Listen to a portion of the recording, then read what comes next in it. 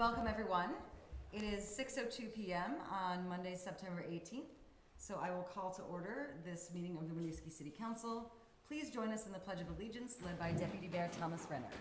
I pledge allegiance to the flag of the United States of America and to the republic for which it stands, one nation, under God, indivisible, with liberty and justice for all. Thank you. Okay, first up is agenda review. Any concerns with the order this evening? Okay. So, we're ready for public comment. Now is space for anyone who is attending who wishes to comment about something not on this evening's agenda. If you would like to kick us off. I'm just trying to shut this off there. You want to please come introduce yourself and then we will hear you out. Should we go and sit with me? No, just kidding. Okay. Recording in progress. Hi, my name's Carol Cannon. I live on Richard Street. I was here, I think, on July 17th to ask about getting speed bumps on our street. And we had a petition. I think I gave it to John. I can't remember his last name. Rauscher. Thank you. And I don't know what's happened, and I'd like to know if anything will be happening.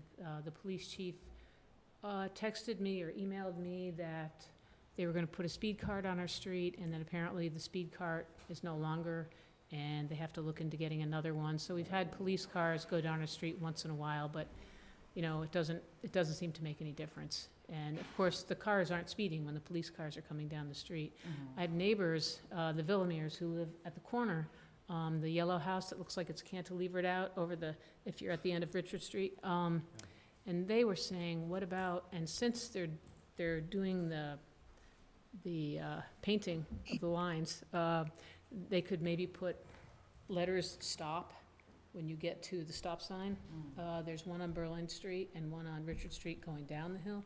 And I don't know if it would make a difference. I think it's posted at the Bellevue end of the street that it's a $214 fine for going through the stop sign. I don't know if anyone cares, but maybe, you know, long letters that say slow as you're driving from the hill towards Bellevue Street, something to at least jar somebody. I don't know if they do that, if they have those stencils. They must. They must have every kind of stencil, right? The people that are doing the striping? I would guess, but John, could we invite you up here to respond?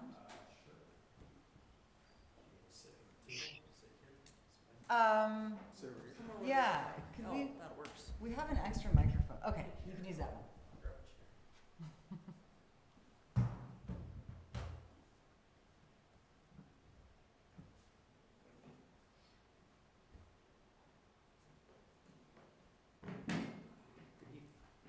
Good evening.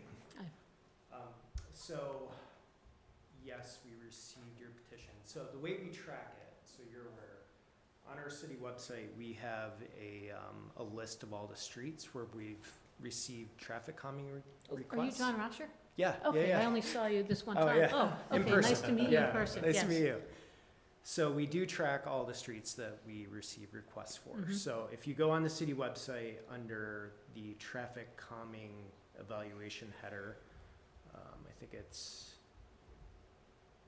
if you go to current initiatives, traffic and parking, there'll be a list on there that shows all the updated streets. So Richard Street is a priority street to review traffic calming. It is, when we ranked it, it is out of a maximum of 5 points, it scores a 4, which is one of the highest streets on here. So it is going to be one of the streets that we look at first once we start getting some funding to be able to actually do those traffic studies. I know, I think you included the calming plan from Burlington. Correct. And it seemed, it seemed weird. It sounded as though things don't get done unless someone gets hurt. I think I put some sarcastic thing about in one of my emails to you. So I hope that that's is not one of the the case. criteria. We look at Right. 5 years of historic accidents on street, but that's not the only criteria review. So when we do a traffic study, we'll actually go out and you've probably seen those tubes and like some other things where we'll check to see what the 80th percentile speed of a vehicle is, to see like, okay, are vehicles going over the speed limit? And in that traffic calming manual, which we have our own now, that's also on that webpage, it lays out if it meets one of those thresholds, speed, any accidents, cut through traffic, then that gives us the green light to start looking at traffic calming measures. Okay. So I know when we bought our house in 1980, the hill, I don't even remember the name of the street. This is terrible. The hill by Villamers, it was one way. mhm. And so that, you could only go down the hill, you couldn't come up the hill. And I know there are people, I don't know who they knew, but they got it to be, two-way. But I was talking about it with the Villamers, and they would not be able to get in. They have a carport, and they wouldn't be able to get into their carport. They'd have to come, it's a weird corner. Yeah. And they would probably, I don't know if it was the Villamers that got it to be two-way, but, LeClaire Street. LeClaire You're talking Street, about thank you. LeClaire Street, Yeah, yeah, yeah. yeah. But, they're still speeding, so do you have any sort of, any time plan? So we would need to procure around $5,000 to do the study. So that's kind of where we're at right now, and we are getting pretty late in the season to start looking at that type of study. So when we get into the budget process for FY25, which will be starting very soon, or we'll be talking about it tonight, we will be looking to try to get some additional funding for next year to do that Okay. work. Is it possible, though, since they're gonna be painting the streets, that they could do, sort of an elongated stop or slow down We as they can- come up LeClaire Street and head towards Bellevue? Yeah, There we could is a stencil parking, something, yeah. well, there is a parking spot that someone was kind enough to put for the letter carrier where he parks his truck. Mhm. So I wouldn't wanna, if anyone was thinking about it, I don't wanna block where Jason parks his truck. We always like to keep our letter carrier happy. I But it will, could I be will after contact that. you before Okay, we do thank anything, you, 'cause, thank you, yeah, that'd be great. yeah. If that's anything that I can say, hey, we've got this, Yeah, that's an easy would be short-term helpful. thing we can try. No promises that's Yeah. gonna help, but, And I don't know if you had heard me say before that they don't really stop when they get to the top of LeClaire, when they're going off of Richard Street. And apparently, I don't know this because I'm not on Berlin Street, but apparently they don't stop at that stop sign either. I guess really people don't really stop at stop signs anymore, do they? They just kind of do the roll. But, and also the Bellevue end. mhm. But anything that can be done would be greatly appreciated. Okay. And you may see me here again, Yeah, but no, that's I'll great. keep asking. Yeah. Thank you. I admire the persistence. We're always happy to have you. Thank you. And thank you, John, for the response. Sure. Is there anyone else who wanted to make public comment? If you are in Zoom, you can use the chat or raise hand feature.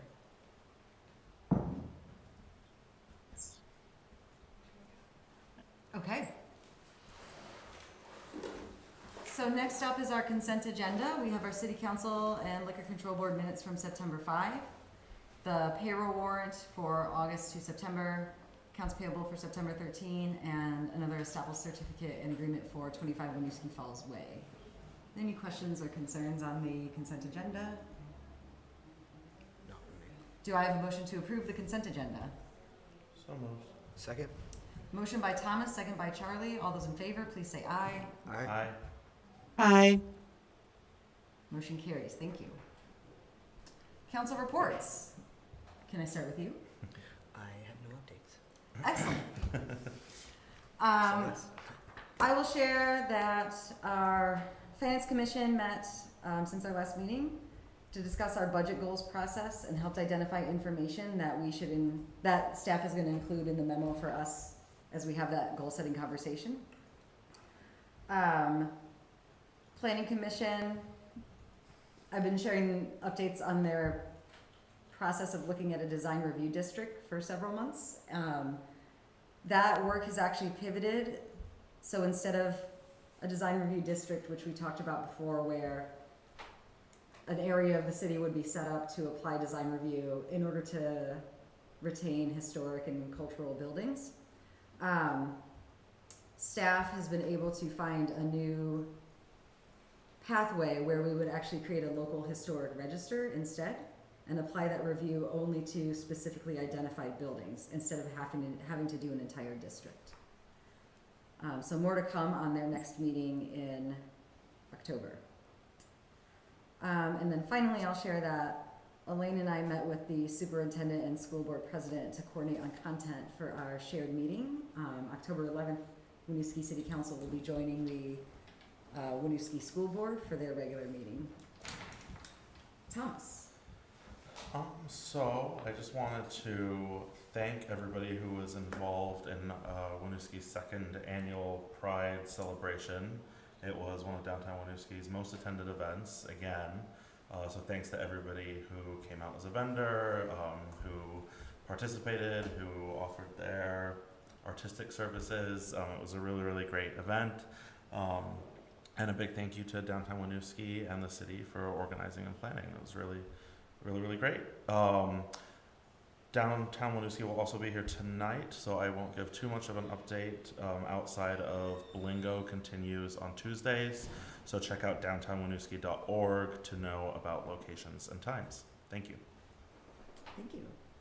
Aurora, would you like to go next?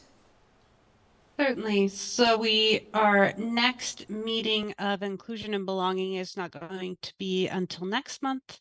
That's going to fall on the 12th. For updates with Safe, Healthy, Connected People, I unfortunately wasn't able to attend last week's meeting, but the discussion was around reviewing the scholarship policy and the scholarship program usage data. So I'm sure Ray will be following up with the council when there's more to share on that. Thank you. Bryn? Sure. There was a airport public meeting this past Thursday, the 14th. One of the agenda items was progress on the sound installation program. Had a couple members of the community reach out to ask questions about that, and I forwarded that on to the airport officials to follow up. But if there's anything else that comes up, folks can reach out to me, and I'm happy to facilitate that, getting answers and responses to your questions. So our airport doesn't meet again until October 4th. We won't see an agenda until maybe the late the week before. And there's always an agenda item for noise exposure map updates and sound insulation progress. So if anyone wants to attend those meetings or wants to offer any comments or questions ahead of the meeting, they can send those to me. The next infrastructure commission meeting is this Thursday at 6:30. The agenda announcement went out this afternoon. I believe we'll be looking at the long-term options for traffic calming and streetscaping for LaFountain and Dion. I know John has an agenda item to do a work plan update, so I won't cover anything else of that, but that's it on my end. Thank you. Okay, let's move on to city updates. Elaine. Okay, so it's with some sadness that I need to reiterate the announcements that was made in press release and was picked up by a few news outlets that our police chief has decided finally to resign. Retirement, he's retiring. So lots of thanks for his 30 years of dedicated public service, leadership for our community. You know, he started as an officer in 1996 and worked his way up through sergeant, interim deputy chief, interim chief, and then finally became the chief in 2014. So we certainly appreciate how well he's gotten to know this community and how well he has served it. Noting that we won't be doing anything in public, unfortunately, for him at his own request, which is very painful for some of us, but we will be, of course, acknowledging his accomplishments personally. So it's not because anything went wrong, just so you know why there's no public party. It is a very important role, as we know, for this community in particular. So in the hiring process going forward, we are securing planning to secure a search firm to help in a professional support of this process, of the search process for a new police chief. And we will definitely be thinking about good ways to engage the public for input on what we need in a next chief. This includes internal community and external community, so to speak, from the organization, that is. So stay tuned for more information on that. Winooski River Bridge Replacement Project, that's the Winooski-Burlington Bridge over the Winooski River. The first public meeting on that will be tomorrow night, that's Tuesday, September 19th at 6 p.m. at the O'Brien Community Center here in Winooski. Please join the Vermont Agency of Transportation and the project partners to learn more, ask questions, and get involved in the process. Interpretation will be provided for Nepali, Somali, Arabic, Swahili, and potentially Mai. A virtual attendance option is available, as well as light refreshments and limited childcare options. For full details, please visit our website at winooskivt.gov/news or call 802-655-6410. We are hiring. The City of Winooski is currently hiring for a Public Works Department equipment operator, an entry-level position responsible for a wide range of work associated with maintaining our streets, sidewalks, water systems, facilities, and grounds while operating a variety of vehicles and equipment that do not require a commercial driver's license. We are also hiring for a brand new position of part-time fire inspector who will serve the community by proactively reducing risks of fires across the community, life safety and public health building inspections, and daytime emergency response at the Winooski Fire Department. Training will be available. You can learn more and apply at winooskivt.gov/jobs. And finally, construction update. The Vermont Agency of Transportation project at US Route 7 and East Allen Streets are resuming. Lane closures may be required throughout the week until the 21st of September.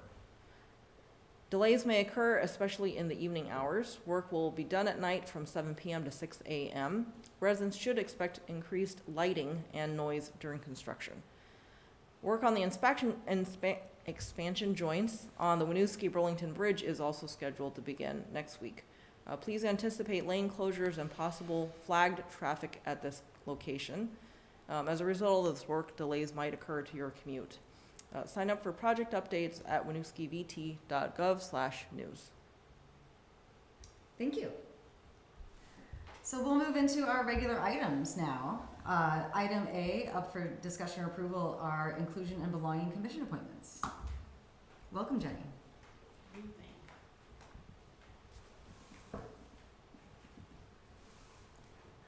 Hi, everyone. Can you hear me? Yes, we can, Anna. Welcome to the meeting. Thank you. I don't know if Jenny wanted to say something before me. I was just prompted to unmute. So Councillor Hurd and I are here to seek the approval of our two commission applicants for this evening. Sarah Marshall is joining us by Zoom. We had conducted interviews with both of the applicants, with myself, Councillor Hurd, and our interim chair, Parker Silver. And we sent those, their applications on to the various commissions to seek approval, and those were granted. So their terms will expire on 6/30/25, and we're really excited to have them join our commission. Lily Hammerling was traveling, so she had sent me just something to say tonight. So if I can, They. pardon me? They say. Hey all, my name is Lily Hammerling and my pronouns are they/she, and a person of the global majority. I've lived in Vermont for 10 years and moved to Winooski last year. I am a carpenter, craftsperson, and homesteader, and I applied for this commission because I'm interested in learning about how we can challenge systemic inequality and accessibility and problem-solving solutions that serve the community. So that is from Lily, and then we have Sarah. Anna. We have Anna, sorry. No worries. Thanks, Jenny. My name's Anna. I don't think that I can put on my video, but I think that's okay. I use she, her pronouns. I'm also traveling right now, so I'm kind of in a hallway right now. So sorry if it's loud. But yeah, thanks for inviting me to this today. I'm excited to be a part of the commission. I'm from Burlington, Vermont, so grew up there, went to CCV in Winooski after high school, and then went on to UVM. And I've been living in Winooski now for a couple years, a little over 2 years. So I'm just excited to be a part of this commission. I think the way that Winooski is starting to address inclusion and belonging is pretty cool and like an integrated way to hold all the other commissions accountable. So I'm excited to be a part of that and to be a part of addressing some of the challenges that I've kind of been seeing through my time being in Burlington. So yeah.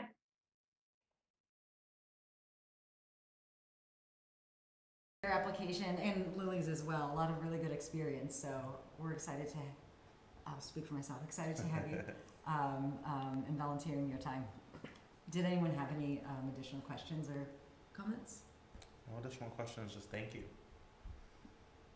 All right. Well, would someone like to make a motion to approve these 2 appointments? So moved. Second.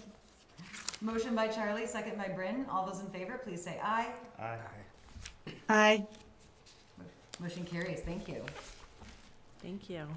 Anna, have a smooth trip. Okay. Thank you, and thanks for having me. Thank you.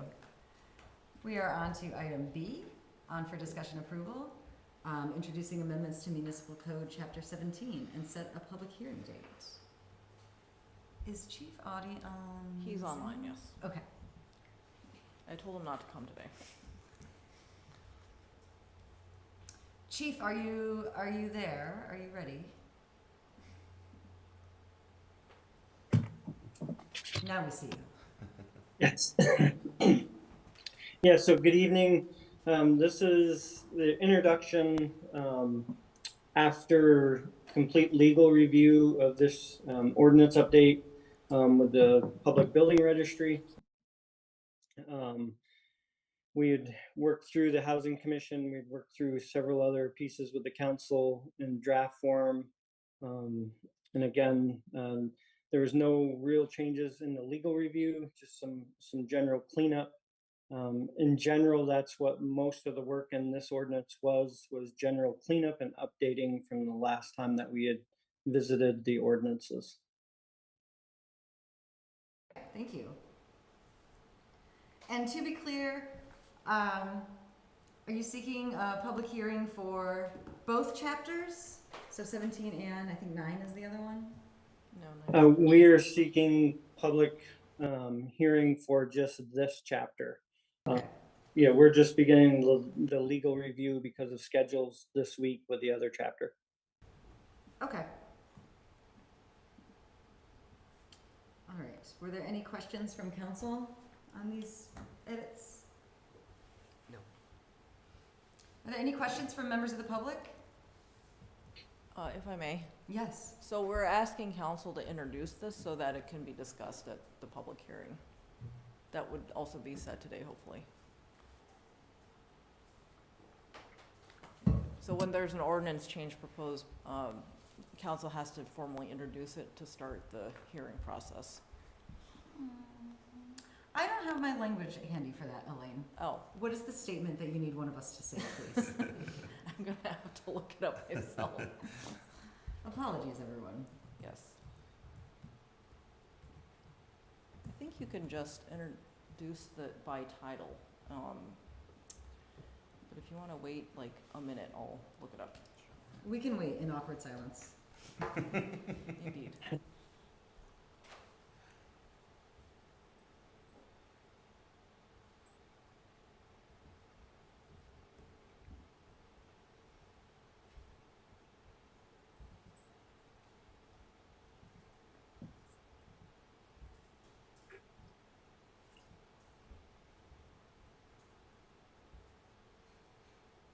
Could have included that in the cover sheet.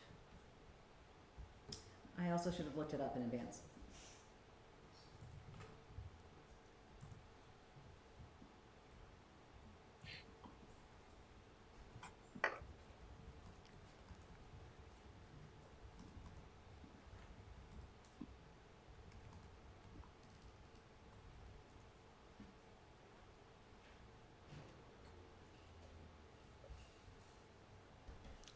interesting. So I'm just looking at the charter ordinances in general, that's section 402. An ordinance may be introduced by any member at any regular special meeting of the council. Upon introduction, city clerk shall distribute a copy to each council member and to the manager, et cetera, et cetera. It doesn't actually provide the language. So I think you can introduce it by saying,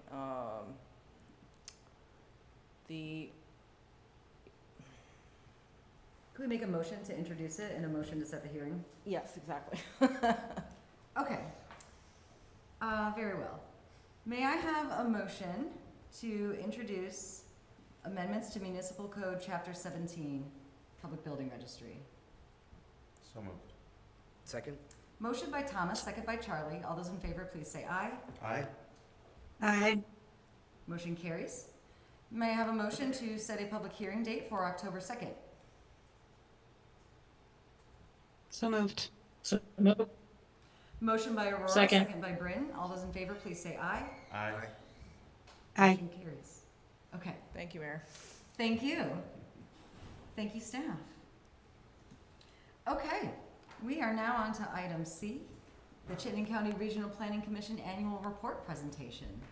Welcome, Charlie. Thank you very much. Thank you for making time on your agenda for me. So this is my kind of annual, I often refer to as a customer service check-in, to make sure we're providing the services to you in the way that you expect it. The report is included in your packet. I'll just kind of briefly summarize that and maybe touch on a handful of topics. The first couple paragraphs kind of just give you background about the commission's makeup, and history, and a little bit about our budget and how we leverage your local dues to bring in more state and federal funds to the region, which has been going up over the last few years. So yeah, I think when I started this was like, we used to do a 10-to-1 return. We're now up to $13 to every dollar you put in. But that's also, I think, just a statement of the needs at the state in particular, where they're directing more money to the RPCs to work with our municipalities on a variety of issues, many of which you're talking about. Your representatives are listed below there. Thank you for volunteering. There's a link. This is kind of a little new feature, a QR code for anybody who looks at this online. You can click on this link and get to your report on our website. Lives there, so if you ever need to or want to refer to it in the future, I think we have at least the last 3 years of your annual reports on our website. And each municipality has a page also that has some of the projects that we're working on are on that page as well. Turning to the second page, or at the bottom of the first onto the second, are specific things that we did with the city in the last year, and this is again the last fiscal year, so as of the end of June. There's happy to take any questions or feedback on how any of those went. Just a couple notable ones that we worked with you on your ADA transition plan, on the pedestrian facilities. So we're able to use our transportation funding to work on the transportation related, so sidewalks, ramps, and curbs, et cetera. Unfortunately, we can't use those for buildings access, but hopefully our portion was able to help you out with that work. And then also just you kind of continued investment in your stormwater system. We've been working with Winooski and a few other towns to just get some better data for stormwater planning, and hopefully that's still going on and will extend into this fiscal year. Nothing else I want to touch on there. Any feedback on any of those projects or any other projects that we were working on with you? This is your chance to tell me how we should get better, but. I will just share that these are all really important infrastructure projects. You mentioned that touch on topics we are hearing from in the community a lot. And so it's nice to have this sort of support coming from you and something we can highlight for community members of there's a lot of work to be done and we're making a lot of effort and thankfully have state and regional support on that. Yeah, thank you. No, it takes teamwork. The next section on the top of page 3 is the Transportation Improvement Program. There's a link to it if you want to see more detail of what's happening in other municipalities, et cetera. Winooski has 2 projects in there right now. The Mounts Bay rail crossing for this fiscal year. So I'm not sure when they're going to get started. Oh, maybe that's not the East Allen Street project you were just talking about. Yeah, that's interesting. That's somewhere else in the tip in like a paving or some other project. And then there's also Vermont 15 improvements, Weaver Lane to Florida Ave. That is pending in the capital program, so we'll see if that gets scheduled this winter when VTrans comes out with their proposed capital program. The last 3 to 4 pages really talk about just regional projects that we're working on without regard to any specific municipality. I'll touch on a few of those. We are updating our ECOS plan right now. That's probably going to extend through 2024 with more engagement, especially for priority or marginalized communities and kind of getting into public engagement and racial equity. We have been investing quite a lot over the last couple of years. We've hired a full-time equity engagement manager, and we've formed an equity advisory committee. We had an organizational assessment done. So that's kind of looking backwards. Right now we're doing a mix of internal and external things. We are finally getting to an equity statement for our organization that'll be in front of our board Wednesday night. And then we'll follow that with a code of conduct. And we're also putting together a pretty detailed equity action plan to kind of guide our efforts to address equity issues over the next few years.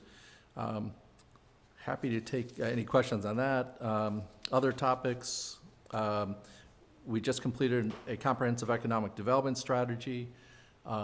This is a federal, not mandated, but there's federal requirements if you want to do one of these programs from the Economic Development Administration. We are actually doing this with Addison, Rutland, and Central Vermont regions. So it's kind of a 4-region economic development strategy, which is a little bit of an odd geography. So we made up a label, West Central Vermont, that doesn't exist anywhere else, but kind of covered that geography. But those 4 counties are the last 4 that don't have an economic development district. And so EDA kind of wanted us to fill in the rest of the state. And so we just partnered up, and it is forming the basis of our economic development strategies that will be in our regional plan. Housing remains a big topic. We're continuing to work on housing policy, particularly at the State House. There's a lot of other topics I could mention around energy planning, walking, biking, emergency management. Health equity I'll touch on also. There is it's on page 5 near the end. There's one of the things that came out of that is a health equity planning toolkit. So I recommend taking a look at that. And there's also a mapping tool there to look at race, disability, poverty, and English ability. I don't know if that will be much help in Winooski, but at least it's available countywide. And I think I'll end my report with that, but happy to take any questions on anything on here or feedback.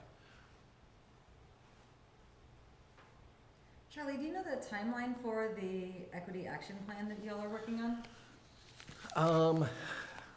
The timeline, yeah, roughly. I think it's probably going to be, I think the code of conduct is going to take 2 or 3 months. I think the equity action plan, we have a draft of, but maybe within the next 4 to 6 months to really get it finalized. And is that internally focused on the RPC itself? I think, yeah, it's a lot about what we can do and what role we play in the community. Okay. And actually one early thing that's likely to be in there is hosting some sort of regional equity convening. We were trying to get it done before the end of the calendar year, but I think it's probably going to be in February now, probably a Saturday morning. If you remember, like 2 years ago, we did kind of an equity workshop. We had probably 80 folks. It was virtual. Mm-hmm. It was 21. And so we're going to try to do this one in person. There's also more work has gone on in our municipality, so we're hoping to get a good mix of community members and municipality reps that are working on equity to just share how things are going, give each other feedback, and maybe with a little bit of emphasis on housing also, just because it's been such a big topic in the State House. That's great. Looking forward to seeing that come together. Yep. Do folks have questions on other topics or that? Bryn? Yeah, one thing that has come up for us, and I mentioned to some of the team, some of your team before, we city staff continue to share with us that there's only one contractor that does line striping. And so we're competing against other municipalities, both for time and when there's only one, that doesn't really give any market competition. So that set, they can kind of set the rates however they want to, and it doesn't provide the health and safety we need for our own community when they're prioritizing larger projects in other municipalities.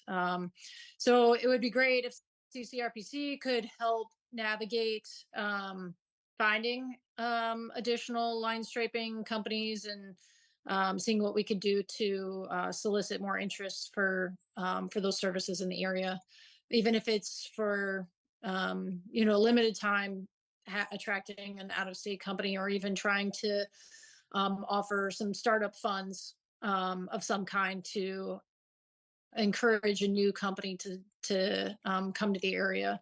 But that's something that we continue to hear from our community, that as a high priority need, and something again we continue to hear from city staff, that there's only one, and we're not necessarily a large project for that company to prioritize. Yeah, thanks. Yeah, and Elaine's aware this came up recently with, you're not the only municipality to have concerns in this topic. And I think South Burlington is pretty, am I sharing too much? I don't know, maybe. I don't want to put them in an awkward position. There's an unnamed municipality. Does that work? Good. You roll the tape back? But I think there's definitely some conversation with across the municipalities and municipal managers about how to acquire, and there may be one town buys it and then shares it. So I think there may be more than one way to solve that issue. But I think it's also I wish this was the only topic where that same kind of story is playing out. We're hearing the same thing around like traffic signal timing and just other public works needs and more. So I think, we're gonna have to find creative ways to deal with these issues of scarcity in services. So hopefully that's one that may have an easier solution than others. Stay tuned. Elaine will update you more. Yes. Yeah, I appreciate that, and I do think it will take some creative thought. So to the extent that CCRPC can be helpful and supportive in facilitating those conversations, that would be awesome.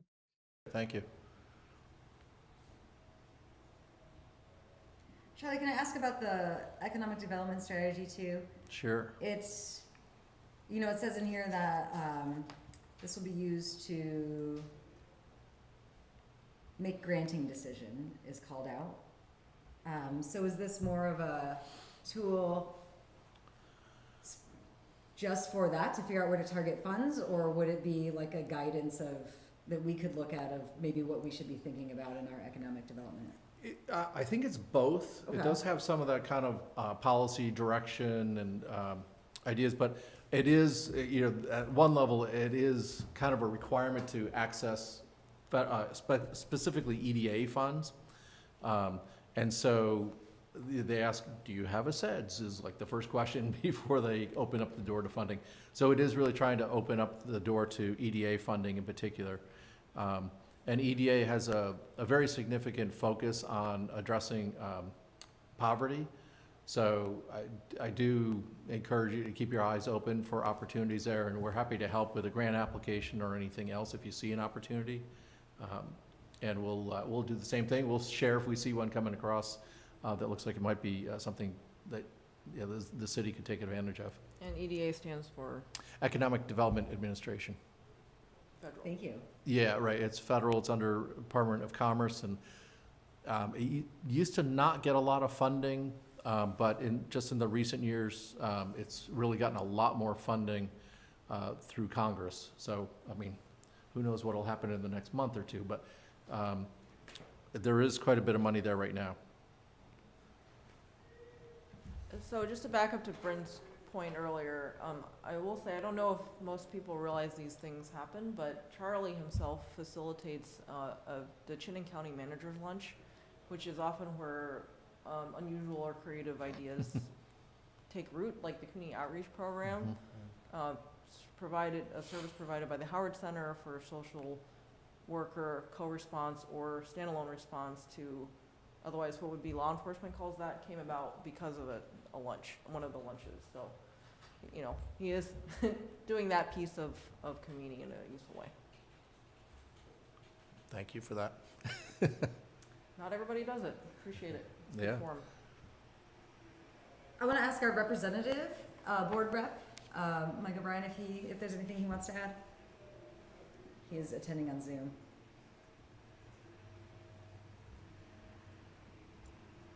No, can you hear me? Yeah, we can hear you. Okay, I've got nothing to add that Charlie didn't cover. Yeah. No, thank you though, and thank you, as I guess you're now our alternate rep, Madam Mayor. Yeah, I'll see you at the meeting. And, All right. And since the former mayor said hello there, just notable, he has celebrated 25 years on our board this summer. So. A long term of service. Thank you. Yeah. You had to bring that up, didn't you, Charlie? Well, when you're 10 years old, Mike, good things can happen. Good point. I'll invite public comment as well. Anyone who's in attendance, if you have a question or a comment, feel free to raise your hand or leave a chat. It looks like we've got somebody. Go ahead, Mariel. Hi, thank you. It's Mariel Matthews with Winooski Partnership for Prevention. Can you hear me okay? Welcome, Mariel. Great. Thanks for the update, Charlie. Great to hear what's going on. I will definitely be reaching out for some technical assistance around utilizing some of the mapping stuff that you just mentioned. I also wanted to promote, since you brought up the Health Equity Summit, or I think it was you were talking about potentially convening a Health Equity Summit. Dr. Marissa Coleman also asked me to promote UVM Health Network's Health Equity Summit, which is coming up on Sunday, October 29th. There's a poster presentation, and Monday, October 30th, there are workshops and sessions that they're hoping to bring a large crowd to. So mark your calendars, mostly for Monday, but also for Sunday evening. That's all I got. Thanks for that. Thank you, Mariel. And good to hear from you. Same. Are there any other folks on Zoom who want to ask a question or make a comment?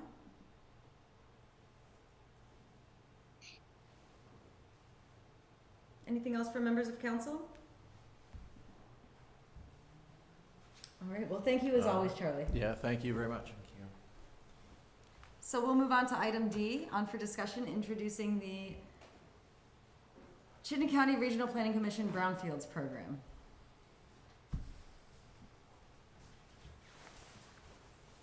Welcome. Thank you, members of the council and members of the public. So I'm Dan Albrecht, senior planner at Chittenden County RPC, been there 20 years now. Also have my colleague Darren Schibler on the line as well too, who helps me with the program. Paul, can you bring up the slides?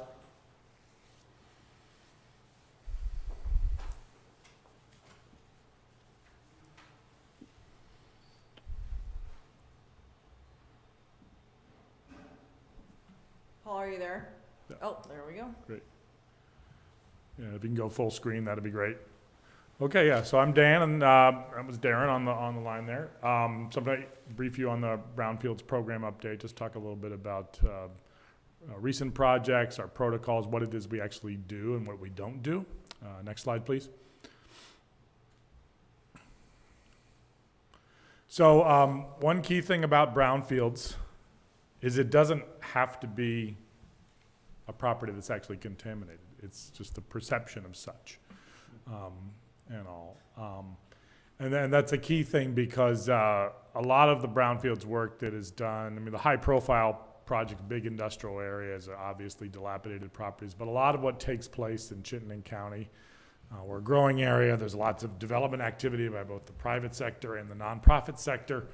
And simply put, whether it's our program or whether it's a bank, people don't want to invest in a project unless there's A, you know what the real cost might be, and B, you don't want to purchase anybody's liabilities, because if you buy it, you own it. So next slide, please. So our Brownfields program has been around since about 2006 or so, and over the years we've gotten a lot of EPA grants. They're what's called community-wide assessment grants. And they're highly competitive, and also we write lots of grants, and I get help from your staff and others on reviewing my grant applications and things like that. But usually every couple of years we're lucky enough to get one of those. Our most recent one, I wrote the grant about a year ago, and it was awarded this past spring. Is a EPA grant of $500,000. Most of that funding is for consultants. We do charge staff time to it, but the program runs pretty smoothly. In recent years, the legislature has passed through funding to ACCD, Agency of Commerce and Community Development, which then farms it out to another RPC, and each of the RPCs are getting about $100,000. So we've already spent about two $100,000 grants, and there's a third one that'll start this fall sometime. And basically what we use the funding for is we hire engineering firms, or what in the parlance is called a qualified environmental professional, or QEP, to do assessments or plan for cleanup. It's very key to stress this money is not for the actual physical cleanup of a property that we have. Next slide, please. So the way it works is that either property owners or potential purchasers come to us and request assistance. And we have to check that a property's eligible, and typically that involves whether or not the current owner or the immediate prior owner caused some contamination there. What's called is there a liable party, and is that party viable to be able to pay for such studies? So once we determine that, usually there's also a principle of innocent purchaser protection, and sometimes there's innocent landowners who bought a piece of property, didn't have any studies done, and then, they bought the property in the 80s, yeah, looks clean, whatever, and then lo and behold, there was a fuel tank or something like that. So once that eligibility is determined, we hire them to do the work, the environmental site assessment. Once you go through assessment work and you actually know what you're going to build or have a clear idea, then you write a cleanup plan. And depending on the relative, how dirty the dirt is, sometimes the dirt's so dirty you gotta take it out. Other times you can just say, all right, we'll put the parking lot on top of the old industrial dirt and just make sure it's safe that way. And it depends on the use, whether it's residential or commercial or open space. So, and again, to stress, we do not pay for actual site cleanup. Next slide, please. So the most basic one is a phase one. They're just a few $1,000s. That's pretty much like a desktop exercise, but it's fascinating in particular because it's basically a literature review, and the consultants that we hire, they look at, of course, deed history, what activities took place on it, and there are many interesting things that happened in the days before zoning. And all of what people did in buildings. And there's also fascinating fire insurance maps that are hand-drawn for Winooski that you can figure out what was what. It's kind of interesting. There were dry cleaners everywhere. Like nobody had a washing machine, so everything was dry clean only. So that's just basically a desktop exercises. Next slide, please. And at the end of a phase, you can go back one slide. You may have done two. Okay, so a phase two, typically at the end of a phase one, the consultant will say, maybe it's like, there's really no issues to be concerned about. There's no abutting or nearby properties that have had contamination issues. There was nothing at the property that took place that is suspect. Sometimes a phase one is all you need to establish, like, there are no environmental conditions here, what they call recognized environmental conditions. But in Burlington and Winooski and other areas with history of industrialization and property development, there's a good chance you better play it safe and do a phase two. And that's typically like soil sampling, groundwater sampling. Sometimes it's the materials in the building, asbestos, lead paint, PCBs, etc. So that's a phase two, which is typically more extensive and involves testing. Next slide, please. And then the final thing that takes place is once you've done the studies, you pair the studies with what your redevelopment plan is. So if you're doing residential, those have the strictest standards in terms of soil, what the levels that you detect certain chemicals at.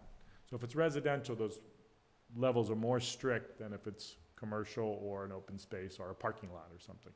So the consultant will then prepare a list of action alternatives that can be leave the dirt in place, but you can't put the building there, or you take the dirt out, which is great, but it's expensive. So different ways things. And then they'll write a corrective action plan based upon the alternative that's chosen. Next slide, please. So we have a committee here called the Brownfields Advisory Committee. We have John Rosher here as one of our committee members. We have somebody from Burlington CEDO. We have Lake Champlain Basin Program, some of the other Community Health Center folks, a couple different people. And what we've really focused on when we write our grants, like the story we tell when we write our grants to EPA, we can't talk about unemployment. We don't have that. We've got poverty issues, but it's not as stark as, a mill town or something, or a large, neighborhood in Chicago or something, or really heavy old industrials. What's our number one problem? Housing, right? So we scare them with all these stats like our vacancy rate is less than 1% and the rents are this and it's crazy. We need more housing. So that's the real priority. So when we look at an application, we say, well, what's the planned end use of this property? So we really try to, we're tweaking some of our guidelines of how we fund things, but we're really looking at what's the new housing units? What's the new square footage of commercial space? And then what's new recreation or open space? And then there's other tangible public benefits, transit or solid waste management or a park or a trail. There's all different kinds of things. But that's how we decide the relative amount of support we give for projects, with municipal projects and projects from the nonprofit sector generally being funded close to 100%, and then private sector projects usually like a cost share element there. So next slide, please. So prior projects in Winooski, back in, it exists, back in 10 years ago, we did a big project, or excuse me, one of our consultants did, to map where all the likely underground storage tanks were and have it in a database format. And then some of the key projects we've done over the years, Winooski Falls 4, Winooski Falls Way, that's the big green parcel, open space right next to the bridge there. And I won't get into the details on that, but Winooski Hotel Group came to us and we did all so the phase ones, and we did a phase two there. They paid for a phase one, we did the phase two, and then things kind of bogged down with, the Act 250 and all that kind of stuff. But that property, it's been studied. I don't believe there was significant cleanup costs, or manageable. That's where a gas station used to be way back in the day. So that's parcel is something to think about. We talked about it in our grant. The Myers Pool one, great small little project. We were helped out early on just to figure out and I looked at the old report from them, you know, they looked in, there was lead paint, but only in one part of the building, there was the caulking, there was the tiles, floor tiles, things like that. Like, if you see a 9-inch tile, not a 12-inch tile, if it's 9 inches, it's got asbestos most likely. So, but that helped give you guys the information you needed when you guys did your plan to rebuild that pool and stuff.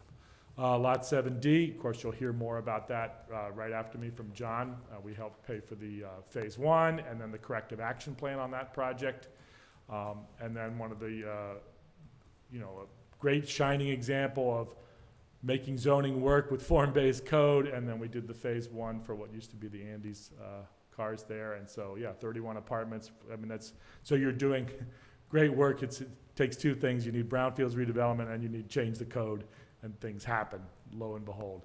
And then we did do a phase 1 for 40 Winooski Falls Way. That's the green lawn space in front of Waterworks. That's the city-owned parcel there. So we did do a phase 1, and we almost got started on the phase 2, but then we called it off with the city because the deal on a potential property swap fell through. Next slide, please. So yeah, just some pictures, obviously what used to be there, what's there now, 355 Main, I think it's called Garden Apartments. City Gardens. City Gardens, yeah. Next slide, please. Yeah. And then of course the pool, you know. And all right, next slide. Okay, so I just wanted to just open it up here. Like when we wrote our grant application, they asked you to like highlight your target areas. What are some parcels you're looking at? So, you know, for Winooski Falls Ways, that's been studied, but if somebody wants to redevelopment or do something, the next step would be, well, what's the actual redevelopment that goes there? And then you would just do a corrective action plan. And that's a cost relatively easy to cover. It's usually less than 10 grand. It's not crazy. But that, again, it's a parcel we talked about, the city knows about, of course. 40 Winooski Falls Way. I mean, we could, if you wanted to, you guys could move forward coming to us with a request for a phase 2. You'd know more what actually is in there by doing some sampling. There used to be like a smelting furnace way back in the day around there. But if you want to kind of tee up that property for doing something next step, come to us for a phase 2. We can get it done, and then you know, oh, maybe it's really not that big a deal, or oh, we know we need to add, you know, $50,000 for cleanup costs or whatever. But that's one. And then of course, we've already seen it. You know, your main arteries. I would any property owners here or people who are thinking of purchasing property, and we've already worked with several in the development community already. Mr. DeGuest being a good example. For one project. He's in communication with us about other projects, you know, so whether it's a developer or the nonprofit sector, or you own property on here, you know, come to us and, you know, maybe it's a way to, if you're going to sell your property, who's ever going to buy your property is going to ask the same questions anybody else would answer. So to some extent, by doing some of your own homework or like, oh, wow, maybe it's starting to check the boxes to get your property ready for sale and stuff. So reach out to us, reach out to our committee, talk to John as well too. Yeah, next slide, please. Before you Yeah, advance, sure. Councilor Oakley has her hand raised. Yeah, sure. So the question I have is probably just not going to be feasible, but I think about the National Guard property that is anticipated to be decommissioned. Familiar with that, Dan? No, where's that property? It's next to Richards Park off LaFountain Street on the east side of town. Okay. What will happen after it's decommissioned? Who will own it? They're gonna sell it. Mm-hmm. And what kind of zoning district's in it? Residential A. Okay. Residential A for the public, if you didn't hear that. Right, so for example, I mean, I don't know what the decommissioning process entails if they're required. They plan to demo the whole thing. Right. Just wondering, I guess, I don't know if they typically work with you all on this sort of thing. I've never had any interaction with the Guard on this kind of thing. Okay. So, but That would be of potential interest, because their funding for maintaining their other properties comes from sale of lots of existing. So if it's a way for them to reduce their costs, they might be interested. Right. Right, and I'm just wondering if their standards for decommissioning require them to clean it up to pre-purchase conditions, where they have in other words, they're not gonna leave like a pile of oil barrels there. I would think not, so. But, like I say, if a most basic thing to one of the most basic steps, even if a property's cleaned up, a phase one, which just costs a few $1,000s and takes a month to get done, establishes in the record before you buy the property that a consultant said, hey, this is the condition of the property before it was purchased. So it breaks any chain of liability. If you don't do a phase one, you can reasonably say, well, we weren't the National Guard, we didn't do that, but it still makes it clunky to us. So the state has a program called BRELA, the limited liability, forgot the whole acronyms, Brownfields reuse, environmental limited liability, but that's, you enroll in that with the state. We help with the phase one. It breaks the chain of liability. You're clear to move forward with a purchase, knowing nobody's going to point the finger at you later for old contamination. So even if it's a clean property, if somebody wants to buy it, and it's housing, so yeah, we could definitely help out with that. So Yeah, we can reach out. yeah. Great. Thank you. Yeah, and then the last, item here, we're trying to think about, this grant's going on for 4 years. We're coming up to the winter time. We're trying to think of other ways to do some outreach. We'll try to probably do some signage, maybe at least put it up in the community center, maybe do just a table at the farmer's market sometime, just so people are aware of the program. And all. Again, it primarily involves, multi-unit. We're not looking to help single house transfers. But if it's three or more units, 4 or more units, with the changes in the state S100, and some people got a chance to boost the number of units, we might be able to help out with that, depending on the number of units and all. And then of course, local realtors, just so they're familiar with it. So, I mean, any other ideas we can hit up to spread the word out? That's why I'm kind of looking at you guys here. That's kind of why I'm here tonight too. But yeah, I think that there's. Front Porch Forum. Oh, Front Porch Forum. Yeah, and we can do a posting on that through our account as well, I mean, if there's like flyers or information, certainly there's even more events that we could share that at. Yeah. Our own outreach channels. Well, and I know Eric, like you can just, if somebody comes in asking a zoning question, hey, I want to buy this property, and they have concerns, we can, especially anything that can do multi-unit, anything in your form-based code district. I mean, we're seeing it happening now, and I come to work every day here, so I kind of, depending on which way I go, I kind of see, oh, that property, wonder what the plan for that is, and all. So, and I can have some private conversations with you guys about certain properties if, so. Yeah, I could come up with some more ideas. And thinking about the housing aspect of this, there's several connection points we have with different people in the housing community. Yeah. And stuff. So yeah, we work with Champlain Housing Trust all the time, and so. I imagine all the larger players are aware, but. Yeah. We can always remind. Right, and we have multiple consultants on retainer for us ready to go, so we're, kind of make it happen and stuff, so. Aurora, I see your hand? Yeah, I was just gonna ask if any of the material is translated into any other languages. Talked about it, and we put it in our grant talking about doing that, so I might look to you guys for some guidance on some firms to hire for that. I mean, we've got some contacts that our equity staff person has been working on, but you guys obviously has the most familiarity, even just at the most basic level, to people know what's what. So. Yeah, and Nelson's probably familiar, your equity coordinator, but you can reach out to Paul Sarn too, the communications director. Great. No, thank you. That's a good suggestion. Yeah. So. Are there any questions from members of the public? Feel free to use raise hand or chat. Bryn, I see your hand is raised. Yeah, I was curious. So we have a couple of properties that I'm not sure if my internet is working. Sorry. You can hear me? All right. Yeah. So we have a couple properties in the city that have had fires in the past year, 9 to 12 months or so. Is there any ability to access funding to help revitalize those properties? They're multifamily or business, commercial, mixed commercial housing.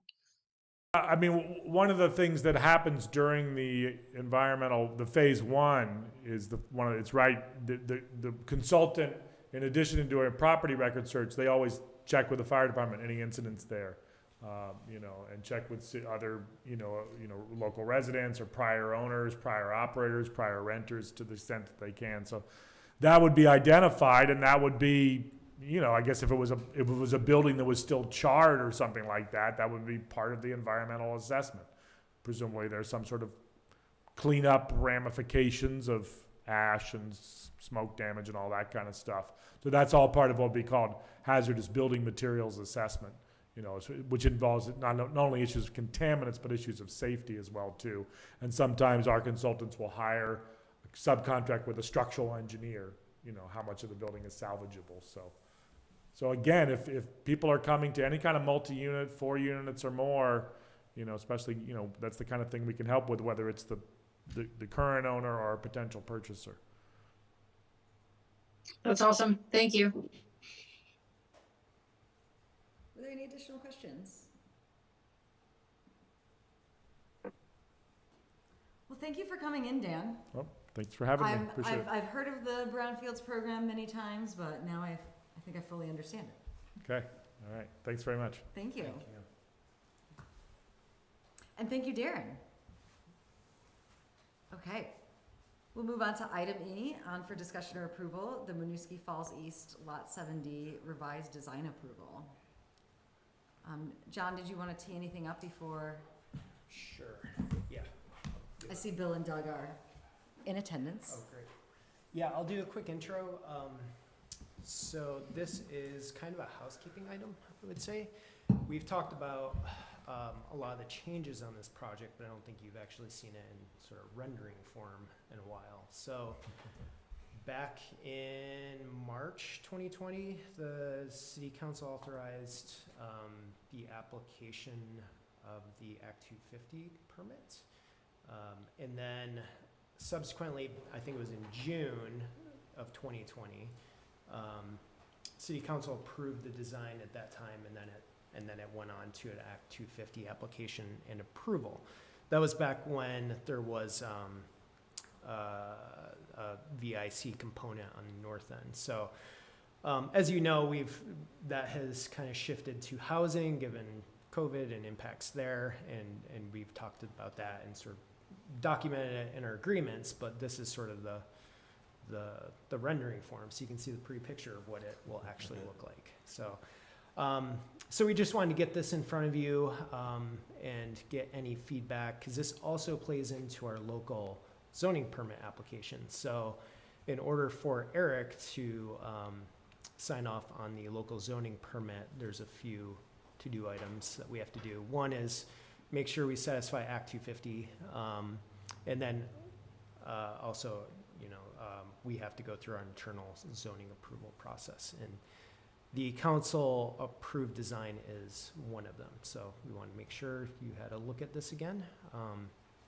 So I don't know, Bill, if you're there, if you want to go through some of these renderings, or.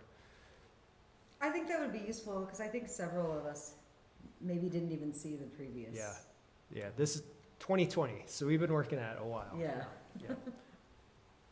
Welcome, Bill. Hi, how are you? Good. How are you doing this evening? I'm well, thank you.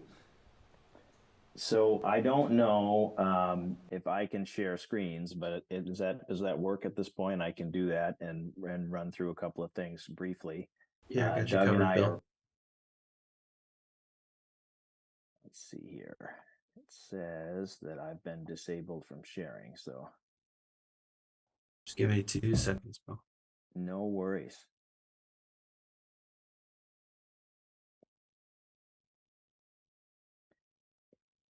with me tonight are Doug Nettie, the senior partner in this project, and also Greg Gossens, who's been retained to help us with the hotel and the housing design moving forward. Let's see here. We can get this to work. Are you guys able to see this screen now? Great. So this is for the counselor's benefit. This is the same document that's in your packet. This represents the level of design that was approved by Act 250 back in early 2020. And really, we brought the first time we brought this to the council in sort of two parts. The first element were these elevations, which were part of the Act 250 approval, which sort of set the tone for the scale massing of the buildings. And then we came back at a future date with more detailed three-dimensional renderings, which were more along the lines of the drawing that you see here. So when I go back and forth here, this sort of elevation level, these flat images were the first level that we sort of went through with the council and got approval for direction, and then came back at a future time in June of 2020, in this case, with this same taking these flat areas, sort of rendering them in a more photorealistic way and being able to discuss with you more specifically things like how details of the building would work, material palettes, these sorts of things. And I share that because our intention tonight is to focus on this first level, the same way that we did the first time. So the intention is to basically say, where are we today relative to where we were in late 2019, early 2020 with these elevations? So I'm just going to run through these very quickly. When we talk about south elevation here, we're really talking about standing in front of River Run Apartments, for all intents and purposes, and looking up the hill in that direction. So to the tallest building you see off to the left here is City Lights, and these other two buildings, these masked in gray, are part of Keene's Crossing. So this is the hotel, the way that it was originally conceived. You can see at the bottom right that the building sort of screens or hides a 3-story parking garage that is the city-owned component of the project that goes all the way back into the hill. That's the only place you can see it from this particular elevation. And then everything else you can see on this particular rendering is the hotel. Originally was a mix of 8 and 9 stories, 6 stories above the parking garage, and then a sort of wrapper building at the lower level, which was intended to be the lobby and an entrance component. So this is very similar to what happens at Spinner Place, for example, where you have a narrow building which is providing a sort of active screen in front of the parking structure so that you don't have to look at it. When we look at the same building from Abenaki Way, so this would be if you were effectively, this is not a view you'd really have in real life. You'd have to be standing in the middle of the site where Keene's Crossing is, but for elevation purposes, this is that direction. So the hotel on the right here, and then on the left, the original 3-story commercial office building that was going to be VEIC's headquarters, and sort of a narrow space in between where there's some air and light that travels between the two buildings, and the parking structure travels, as you can see, with a wooden screen effectively in this direction. There's 3 levels. 1 level that's accessed from the top at the new Efficiency, at the time, what we were calling Efficiency Way, now Community Way. 1 entrance point here to the 2nd level of the garage, and then a 3rd level of the garage that's accessed opposite the turnaround at the end of River Run. This is looking at the project from the Cassavant Park area. Again, these elevations sort of give you a flat view, so this isn't an actual view that a person could really have unless you were floating in the air in the park, but it does give you an instruction of how this all fits together. So to your left here is River Run. On the left-hand side of the building is the hotel, the office building, and then 3 levels of parking, which this is really the only view that you have where, in fact, you can see all 3 levels of this parking. This is before any of the plantings that we have would grow up. And you can see here this boardwalk that comes in provides for a reconnection of the wetland, which is currently broken up by the roadway that goes out to Cassavant Park now. That would be relocated and elevated so that the wetland can be connected. And finally, from the north, basically from the VEIC side, there was a level of parking that was screened by the two-story office building. So these were approved by the city in early 2000 originally, and then filed with Act 250 and approved. You can see the little stamp here in a basically a two sheets. So this represented the design element of the project from them. So Act 250 effectively relies on this approval process that happens at the city council. As most of you may remember, this is a little different than how zoning works in the rest of the city. This downtown district has a different relationship with Act 250 and a different design review relationship that happens directly with the city council rather than through the typical DRB process. So I'll just stop here for a minute and ask if anyone has any questions about what originally was approved. Council, any questions? Okay, you can proceed, Bill. Great, thanks. So what I have here, again, this is taken directly from what was submitted in the counselor's packet and what's available online. So this is an image that represents the same scale as the original approval. This is looking from the south. Effectively the same generalized idea. The main elements are a change in sort of the overall aesthetic of the building. There's some elements that are different aesthetically.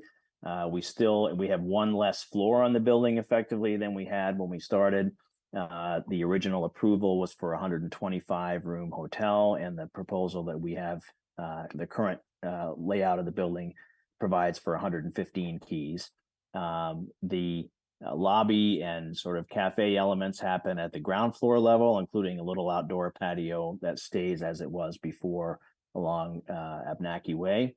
And then at the roof level is where really the main community elements of the building happen. So there's an elevator that takes you to a rooftop restaurant and bar. There's an outdoor seating element that'll be seasonal looking out to the west. And then on the east end, a series of 3 meeting spaces that could be opened up to combine to provide for group weddings and other group events that could be hosted at that particular level as well. So not a lot of change in terms of where we got from 2020 to 2023. Many of you may remember that we were in front of you last summer in 2022 in May, actually, with a concept we were looking at that was going to eliminate all of the rooftop space in favor of a lower and larger hotel building. And we've cycled through various elements of that over time and kind of returned, if you will, to where we started. So this concept is actually quite similar to the original concept. It may be a little different than what some of you remember seeing last year. This is where we see more of a change is along Abnaki Way. So here we have the hotel element, which is really, again, the same massing as before, about half a floor less high than in the original concept. And here in the on the west side is a concept for the workforce housing that we have designed to replace the VEIC element. So this is unlike the hotel, which is quite far along in development. This is really a placeholder here to the west that allows us to talk about the scale and massing of the building and how it differs from what you've seen in the past. So there's a little more distance between the hotel and the housing building. The footprint of the building is compressed a little bit in the north-south direction. And there are effectively 2 additional floors on the building at the west end. So there were 2 tall commercial floors originally, which take up about the same amount of space as 3 residential floors, and then there's these 2 additional floors that happen at this level. The garage, the screening, the planting, how the building relates to the street overall remain the same. This is the view from the park level. There's some changes in structural method in terms of how the building is being built. There's more steel in this particular element than before. The hotel on this side. The orientation of the boardwalk has changed slightly in order to accommodate some changes that we made in response to some fire and other access concerns that were raised about the original plan. And then the housing massing here facing out towards the park in this direction. And finally, the north elevation, again, parking and other elements of this street concept remain exactly the same as they were. This lobby element is the same. It's really the addition of the 2 additional floors. There's a public space that's planned here. I say public, there's a place that's public for folks who are within the building, an outdoor seating area and some community space that's planned at the roof level for the benefit of tenants. So in terms of where we stand tonight, our goal would be to have your acceptance of this direction that we would then use to develop the same level of additional plans that we brought to you before. But the importance of this approval would be to give us some clarity of direction as it pertains both to the scale of what we're doing and just kind of nailing down the previous discussions that we've had over time in a more formal way, talking about hotel and housing as these uses instead of housing and instead of office and hotel. So I guess with that, I will take a breath here and allow you folks to ask any questions that you might have. Thank you. Thank you, Bill. I appreciate the walkthrough comparing, where we've been before to what we're looking at again today, because it has been so long. And I'm personally excited to see the return of the rooftop space. Aurora, I see your hand is raised. Yeah, I was just wondering, Bill, if you could just go into more detail about kind of the rationale of the space in between the 2 buildings. So it sounds like it's for light. So I was just wondering if you could talk about it, especially because it's a little bigger in these new renderings. Sure. And really, I think as a concept here, let me just go back down here. So what we can see in sort of the original design element of the commercial building was, the sense was that there was less of a sense of conflict. The south edge of the south edge of the building. Are you guys no longer? You can still see my screen, yeah? Okay, great. It flickered on me for a minute here. So the south edge of the commercial building, it's really the change of use that triggers it. And that is to say, we specifically sort of laid out the commercial use in such a way that it wasn't really as much of a conflict with the hotel use, because residential and hotel have more of a similarity in terms of when people are home and when people are using their buildings. The thought process was that the north-facing hotel rooms and sort of the residential building itself would benefit from just having a little bit more space in between, And so it really is more use-driven than a specific, code or other, practical reason. It's just the idea that we thought that the buildings kind of got more similar in terms of their use and therefore could have a little more breathing room.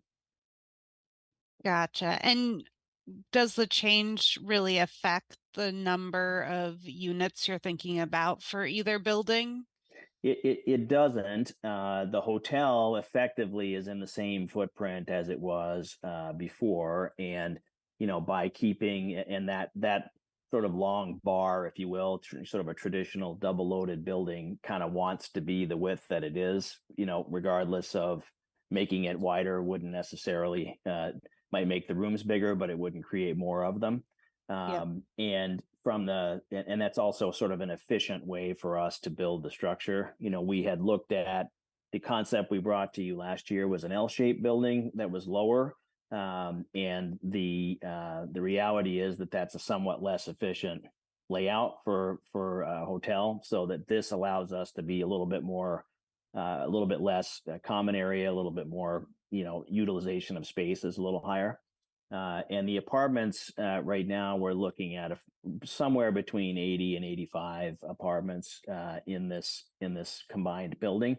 And, we sort of think that's the scale that makes sense for the marketplace. And even if we had more room, the thought process is that kind of represents the upper bound of what we're comfortable seeing on the site and what the parking garage will sort of, allow and carry as a replacement for the VEIC or, office use.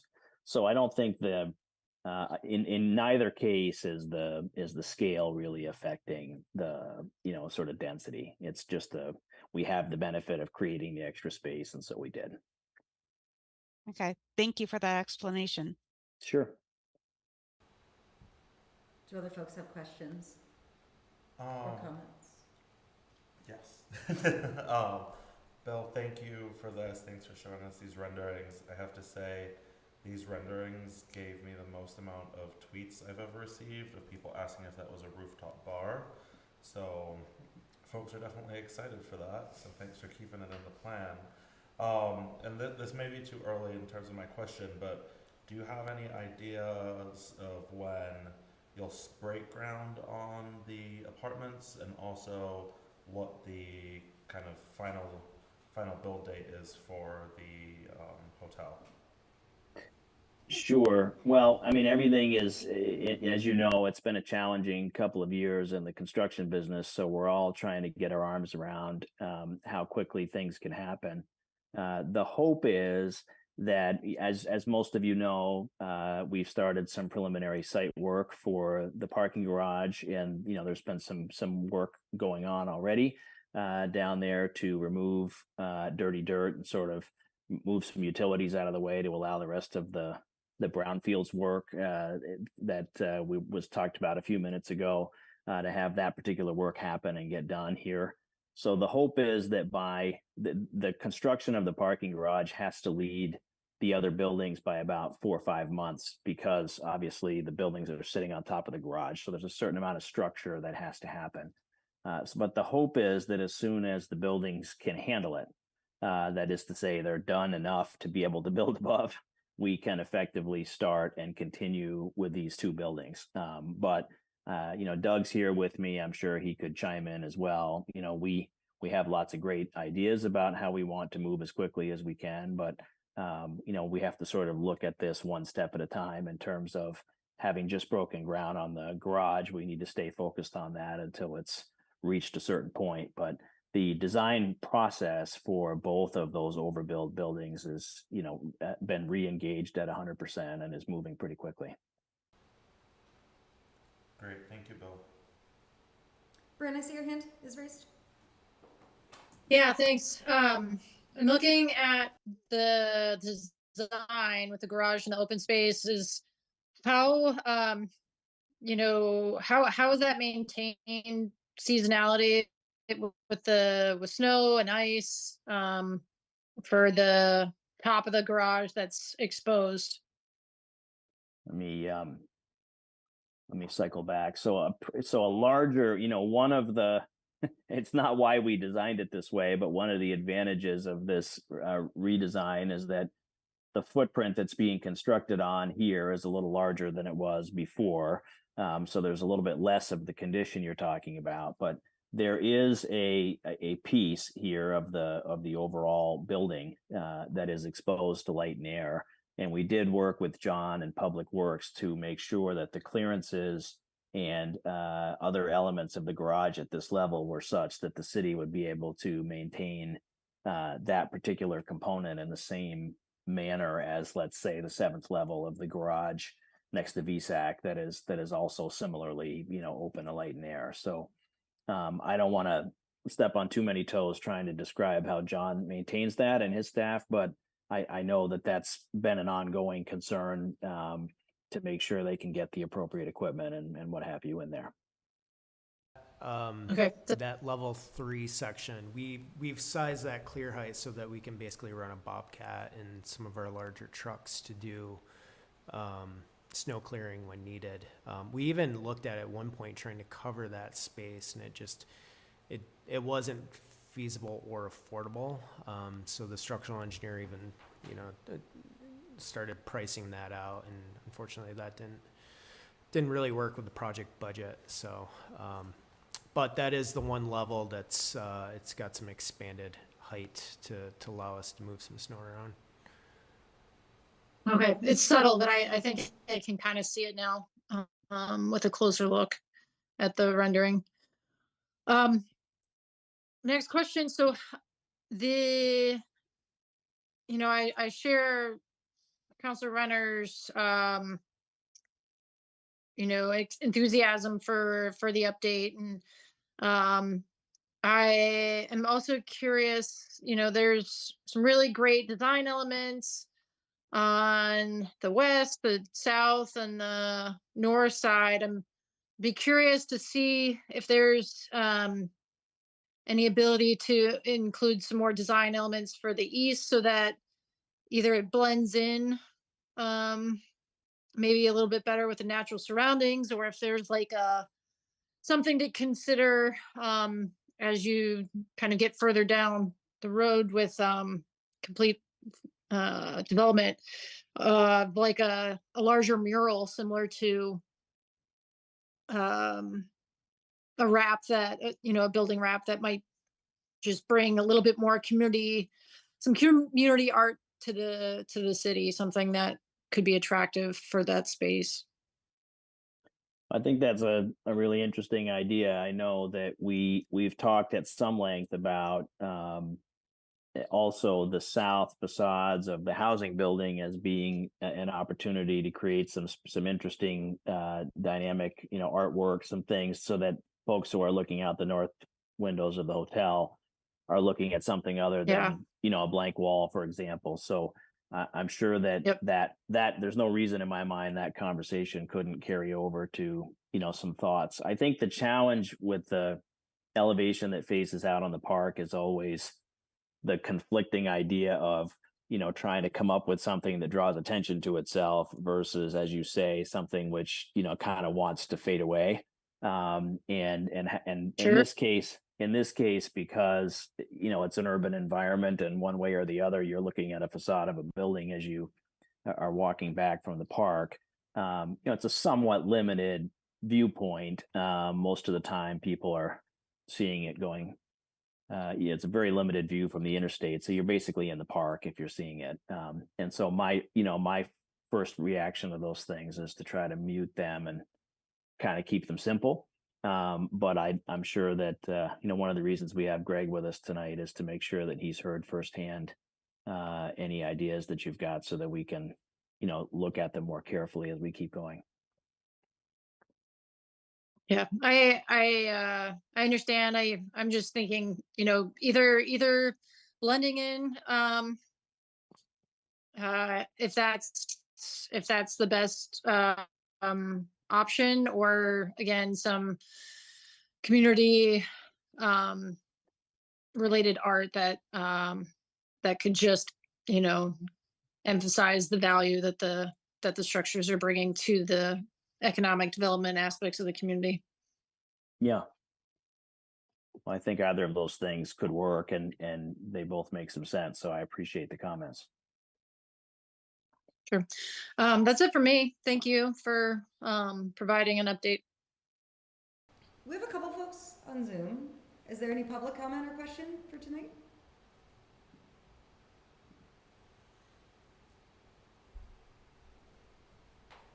Okay. Well, I am not hearing any concerns, Bill. It sounds like someone might want to make a motion to approve the revised designs. So moved. Second. Motion by Thomas, second by Charlie. All those in favor, please say aye. Aye. Aye.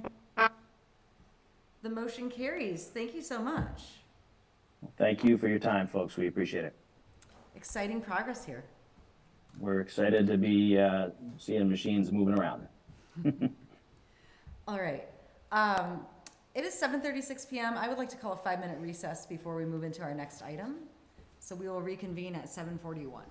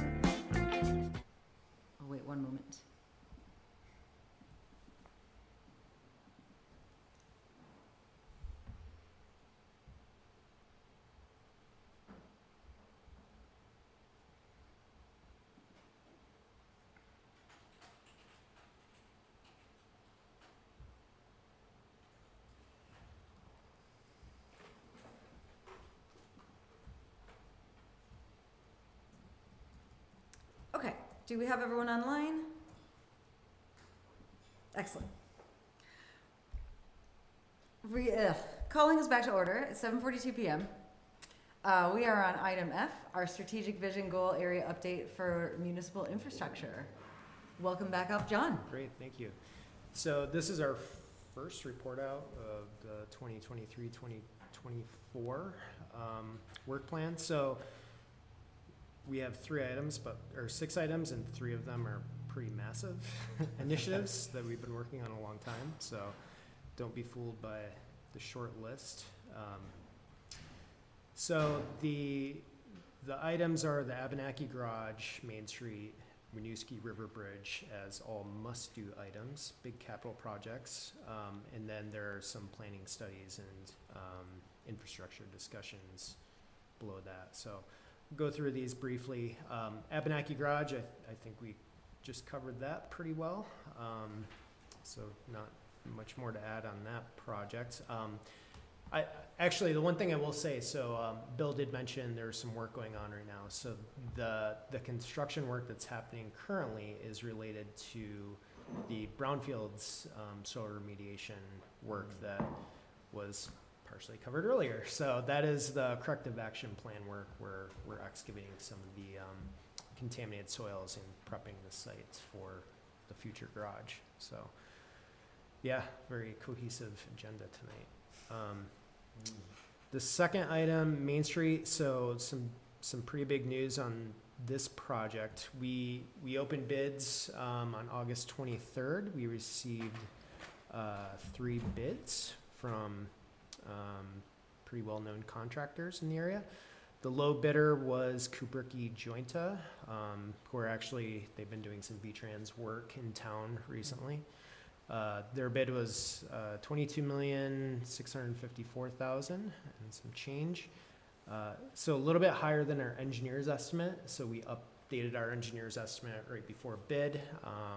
That estimate was 18 million. So not hugely surprising, to be honest. We expected some higher bids given, workforce issues and inflation, things like that. So good news is we're on the loan side, we're still below the $23 million bond threshold.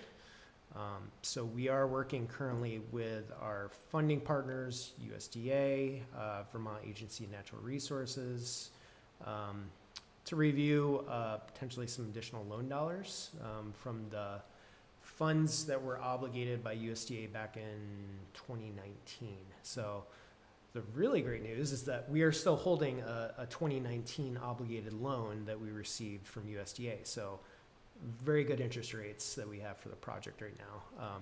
So they're looking at if we can increase the loan, and it is a little tricky. I can't really give you too many numbers at this point because it's based in the different sort of funds, so sewer funds, water funds, general fund.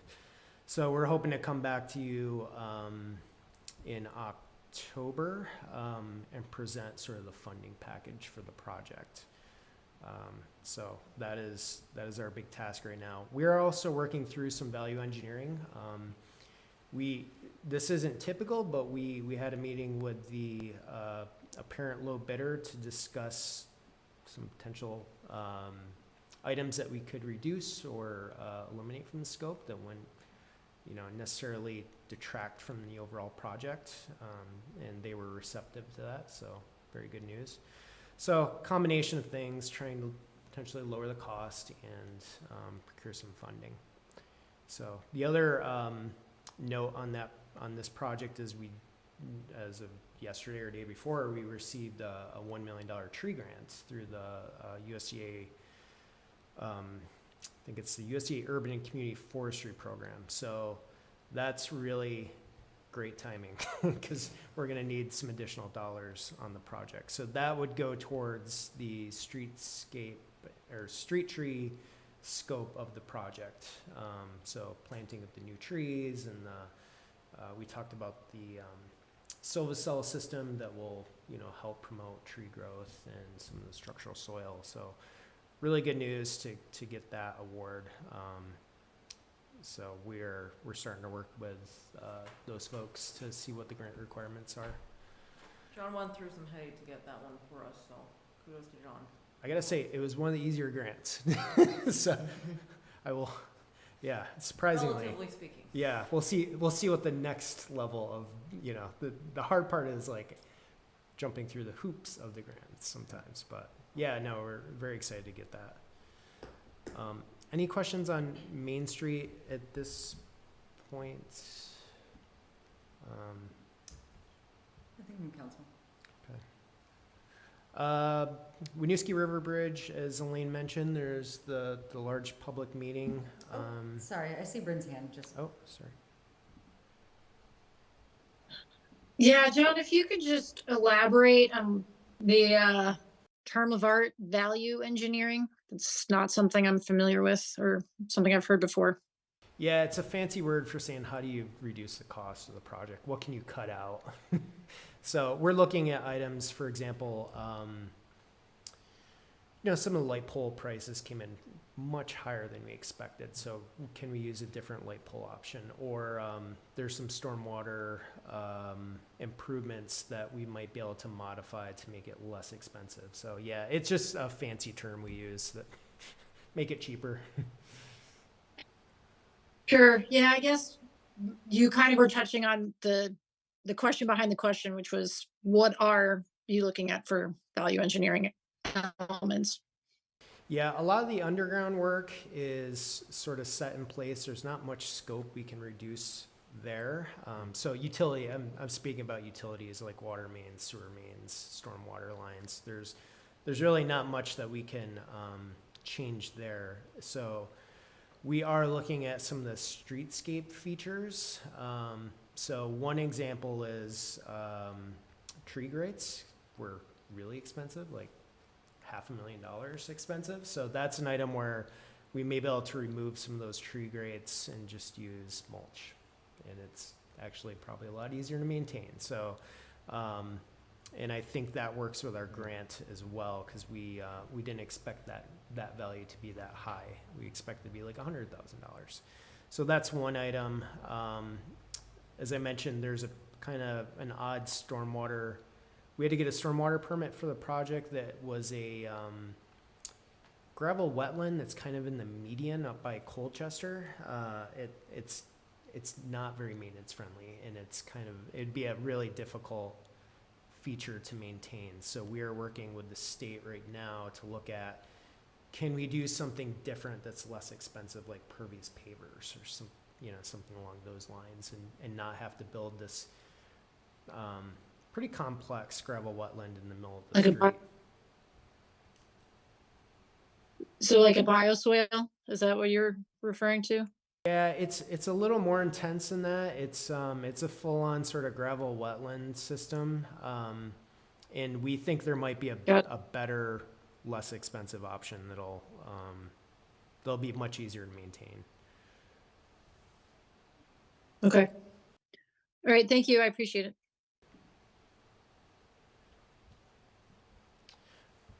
So moving on, Winooski River Bridge, the first public meeting is going to be held tomorrow at the O'Brien Community Center from 6 till 8.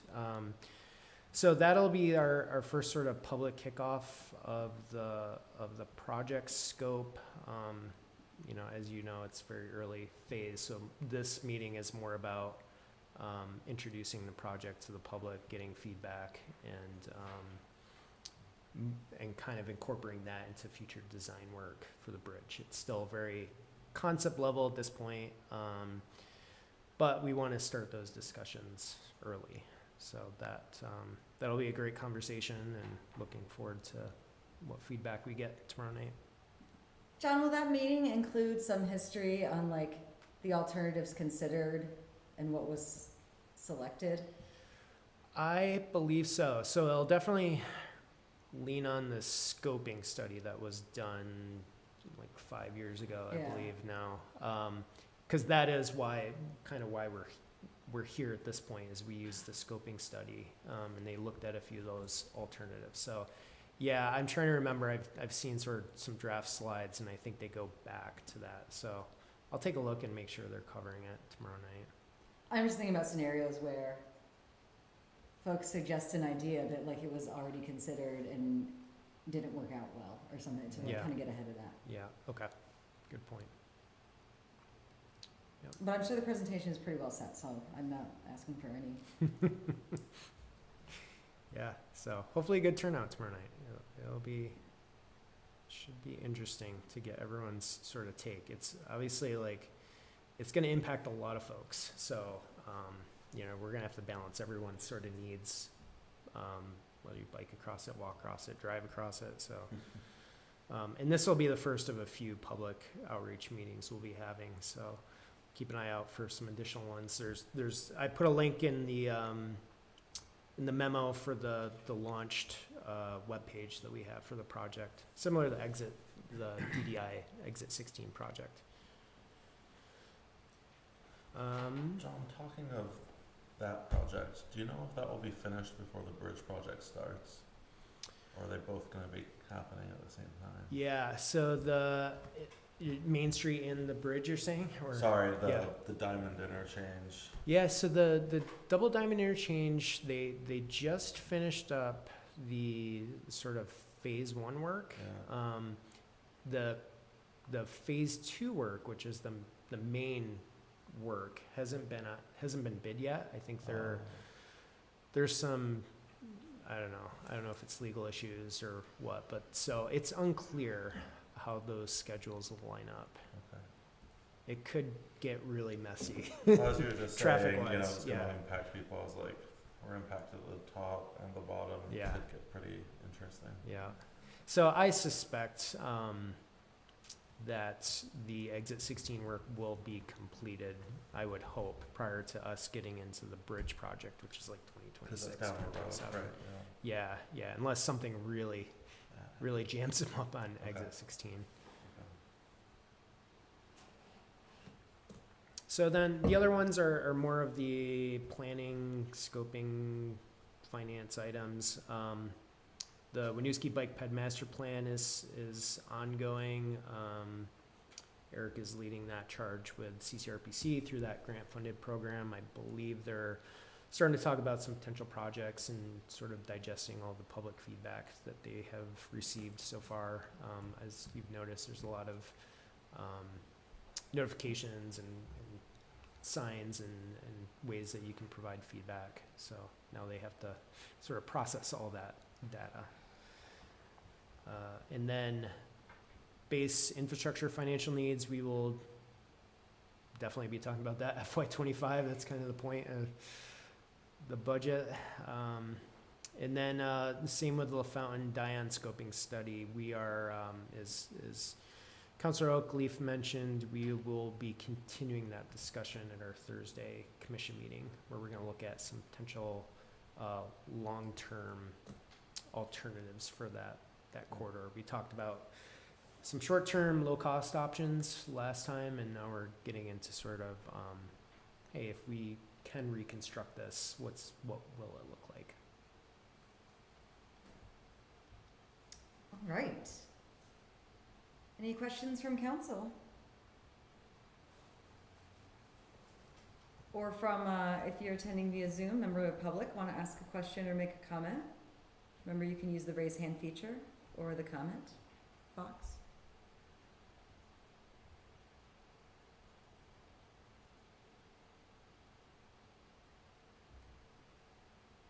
Okay. Thank you so much, John. Great, thank you. We will move on to item D, on for discussion and update from downtown Winooski. Welcome back, Melissa. Thanks so much for having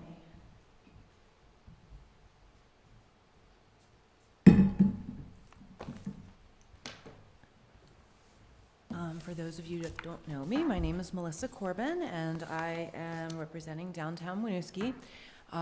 Last we spoke was probably April timeframe, and you all had a lot of questions. I had a lot of questions. I was brand new to the job, just a couple weeks in, and I had no answers to your questions at that point in time. And so I'm kind of looking at this discussion as my first 6-month assessment. We're a few weeks, a month short of that, but oh yeah, there's a PowerPoint. We don't have to follow through it if you don't want to, but it exists there if you want to follow along. So I think what I'm going to do is just kind of go over the structure of the organization for any of you that are not as intimately involved in it as maybe Thomas or Elaine, and then go into the financial forensic project that's gone on since my start, and give you the high-level overview of that and what we found out and kind of what we're thinking about going forward. And then at the end, there's a recap of the programs that we have done this summer, the farmers market and such, and a little bit of a financial assessment related to those, and also programmatic outcomes that aren't necessarily tied to finances for the organization. And then hopefully in the next month or two, all of this information will feed into a budget for 2024. I have initial plans for how our cash flow is going to keep us afloat through the end of June of next year. But it is a little dependent on some grant funding that's kind of out there in the wings that I should know about in the next 60 days. So I'm not going to give you the hardcore plan for what the future is here and tonight, but I do have an idea of what it's going to look like. I just need to get a couple more pieces of the puzzle put together. So the first slide just has our basic organizational structure, which is the members of our board of directors, for any of you that are not aware, who is behind the scenes and doing a lot of volunteer work for the organization and for the city, our city council liaison, and our staff members. I'm at 32 hours a week currently, and Sarah, who does our farmers market management and handles our social media, works around 18 hours a week on average. So in April, when I first opened up our QuickBooks file, there was just a lot of warning alerts that were showing up on the screen that I'd never seen before. I started to run reports and I just didn't understand that there wasn't any real information. And my initial assessment was that it looked like payroll was just running through QuickBooks, but it wasn't actually being used as a financial tool. And I just thought that I had to be wrong because I'd never seen anything like that. So I reached out to the accounting firm that I used for the last 8 years in my prior role that I had a lot of trust with, and just asked, could you just look under the hood for an hour or two and just see if I'm really missing something? And so unfortunately, he came back to say that my concerns were confirmed and that there were needs for immediate attention. Then at the same time, I found some paper files that revealed some failure to file notices with the IRS. So this was all kind of happening the first couple of weeks of my job. I'm sorry, I'm old now, so I have to take my glasses on and off to read and look at you. So apologize if it gets distracting. So we realized quite quickly that our board voted to approve for us to move forward to mobilize a team of 3 CPAs and myself to assess at a high level what our tax liability was at a state and federal level. The EBT reconciliations from the farmers market, initial assessments looked like they were a little bit off and needed to make sure that we were filing things properly, both state and federal level. Bank reconciliations weren't done because there wasn't any information in QuickBooks for it to reconcile to. It seemed like things were kind of being done on side spreadsheets. So we needed to tie all of the input that needed to go into QuickBooks needed to be tied to bank accounts. Thank you. Sorry if I'm not being as loud as I should be. And then we had no chart of accounts and program evaluation, and that was one of the things that you brought to me in April, saying, where's the money coming in, where's it going out, how's it being spent, what are these events that we're doing or these programs that we're putting on, what are they actually, are we losing money, are we making money, what's the impact, and does it have anything to do with money, or is it just the programmatic impact? So we needed to create that chart of accounts to be able to allocate the funds that were coming in through sponsorship dollars or city dollars or community donations, and then the programmatic costs that were going out. And I needed to take a look at the grant funding that had been received by the organization and the sponsorships. They were small in numbers, so it wasn't that difficult to do, but I wanted to make sure that we were allocating grant funding to earmarked programmatic grant categories, and that sponsorships from sponsors that were wanting to sponsor certain programs were making sure that those dollars were tying out. So that was where we started in May, and between the four of us, we kind of broke them out into our areas of expertise. Tax liabilities, not anything that I've had no experience with in the past. So we brought somebody onto our team who knew that very well. I've also never worked with EBT, so that went to somebody else as well. I worked a lot on the chart of accounts and program evaluation, as well as the grant and sponsorship appropriation of funds, and also assisted with the bank reconciliations. But the nitty-gritty, every single $2 item or $7 item was done by an administrative staff member that cost less hourly than I do. So in June, we got some initial clarity to the severity of the finances, and essentially we assessed there to be a $25,000 tax liability plus unknown fees and penalties. And this is directly related to unpaid payroll taxes. And specifically, it appeared that the auto payroll tax button in QuickBooks had been disabled. And so our good faith assumption is that people assumed, my predecessors or people that came before my most recent predecessor, assumed that it was all being flowed through QuickBooks and being paid automatically. But that button had been disabled, and so that's how we racked up that large bill. So at the time of realizing what that number was, and you will see that on the balance sheet, you'll see a just around $25,000 number. That does not have fees and penalties in there yet, because we're still getting paperwork from the IRS since we filed all of our back paperwork. So I alerted my board of directors and brought Elaine into the conversation just to say those are sort of our initial findings.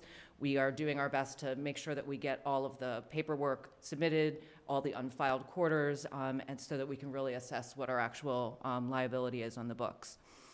Also in June, I did identify that there was $10,000 in misallocated grant funding that didn't go to an earmarked programmatic outcome, but was utilized for payroll expenses instead. As soon as I found that out, I did alert the state. I have a really solid relationship with the person who administered that grant from the past 10 years in my prior job, and we've had a really good working relationship. So I just, operated on the transparency state. And it was specific to photography and videography that were resources that the Department of Tourism really needs updated in their overall pool of assets. And so I gave them a backup plan for how I was going to get through photography through this event season. And then we can reassess how we're going to execute the final piece of that earmarked programmatic elements for that grant going forward after this event season, to see if they're satisfied with the amount of whether they feel like they're getting $10,000 worth of value from hiring side photographers, and Paul helped with some things, and so that's to be determined. So in July, all the state and federal paperwork was submitted to the IRS for all the unfiled quarters.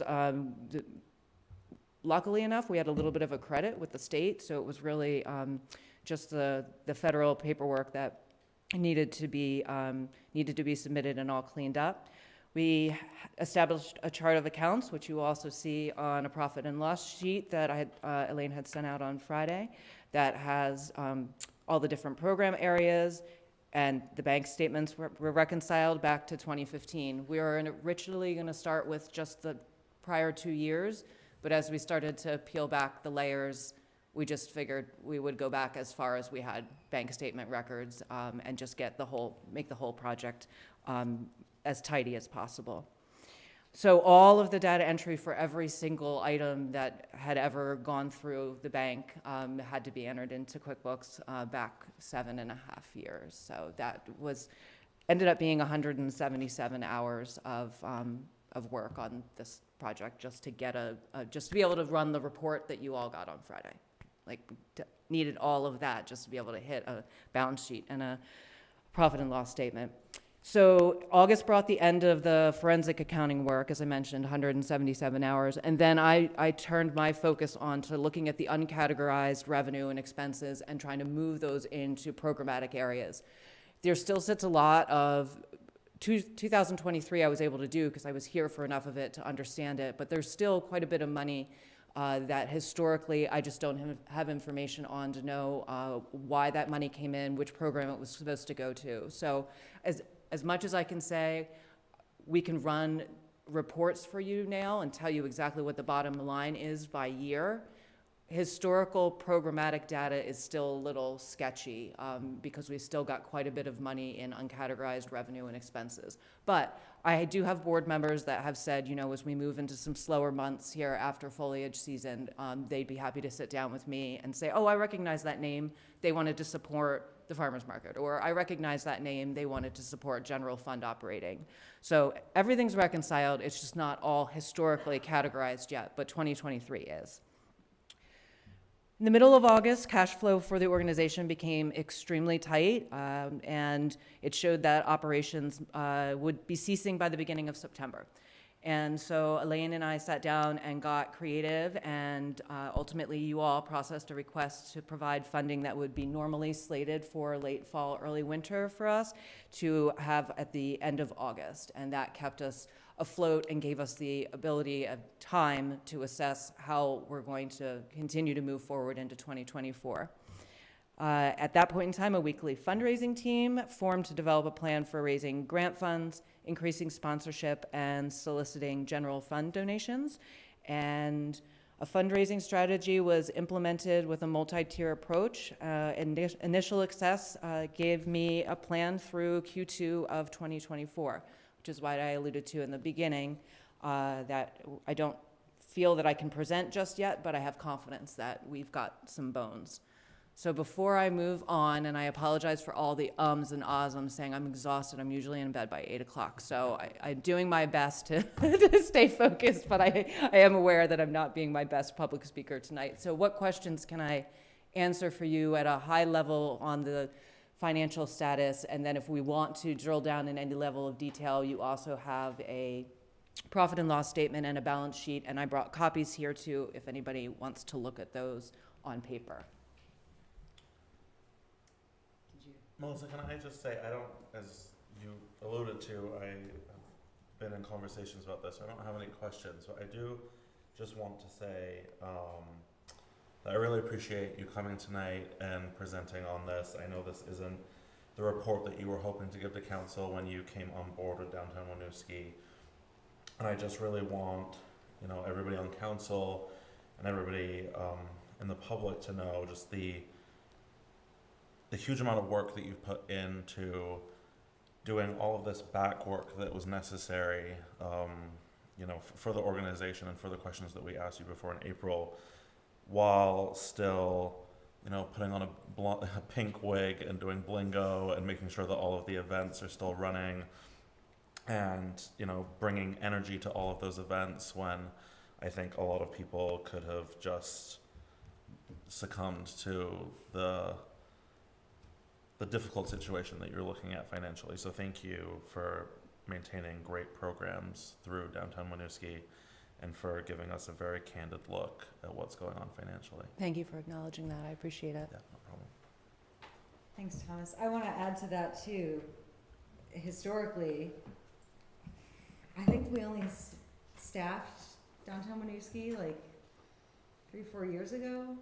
And so even before that, it's just been a group of volunteers running it. So I think that's important context when you think about historically maybe not having the tightest procedures in place. Mm-hmm.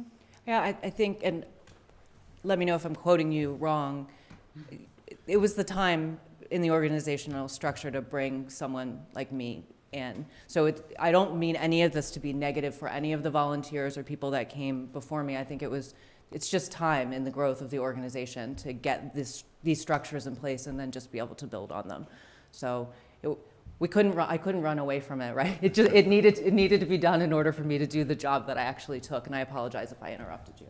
No, you didn't. Well said. So thank you as well for the transparency. I do see Councilor Oakleaf has her hand raised. Yeah, sorry. My internet's not awesome, so apologize for not having my video on.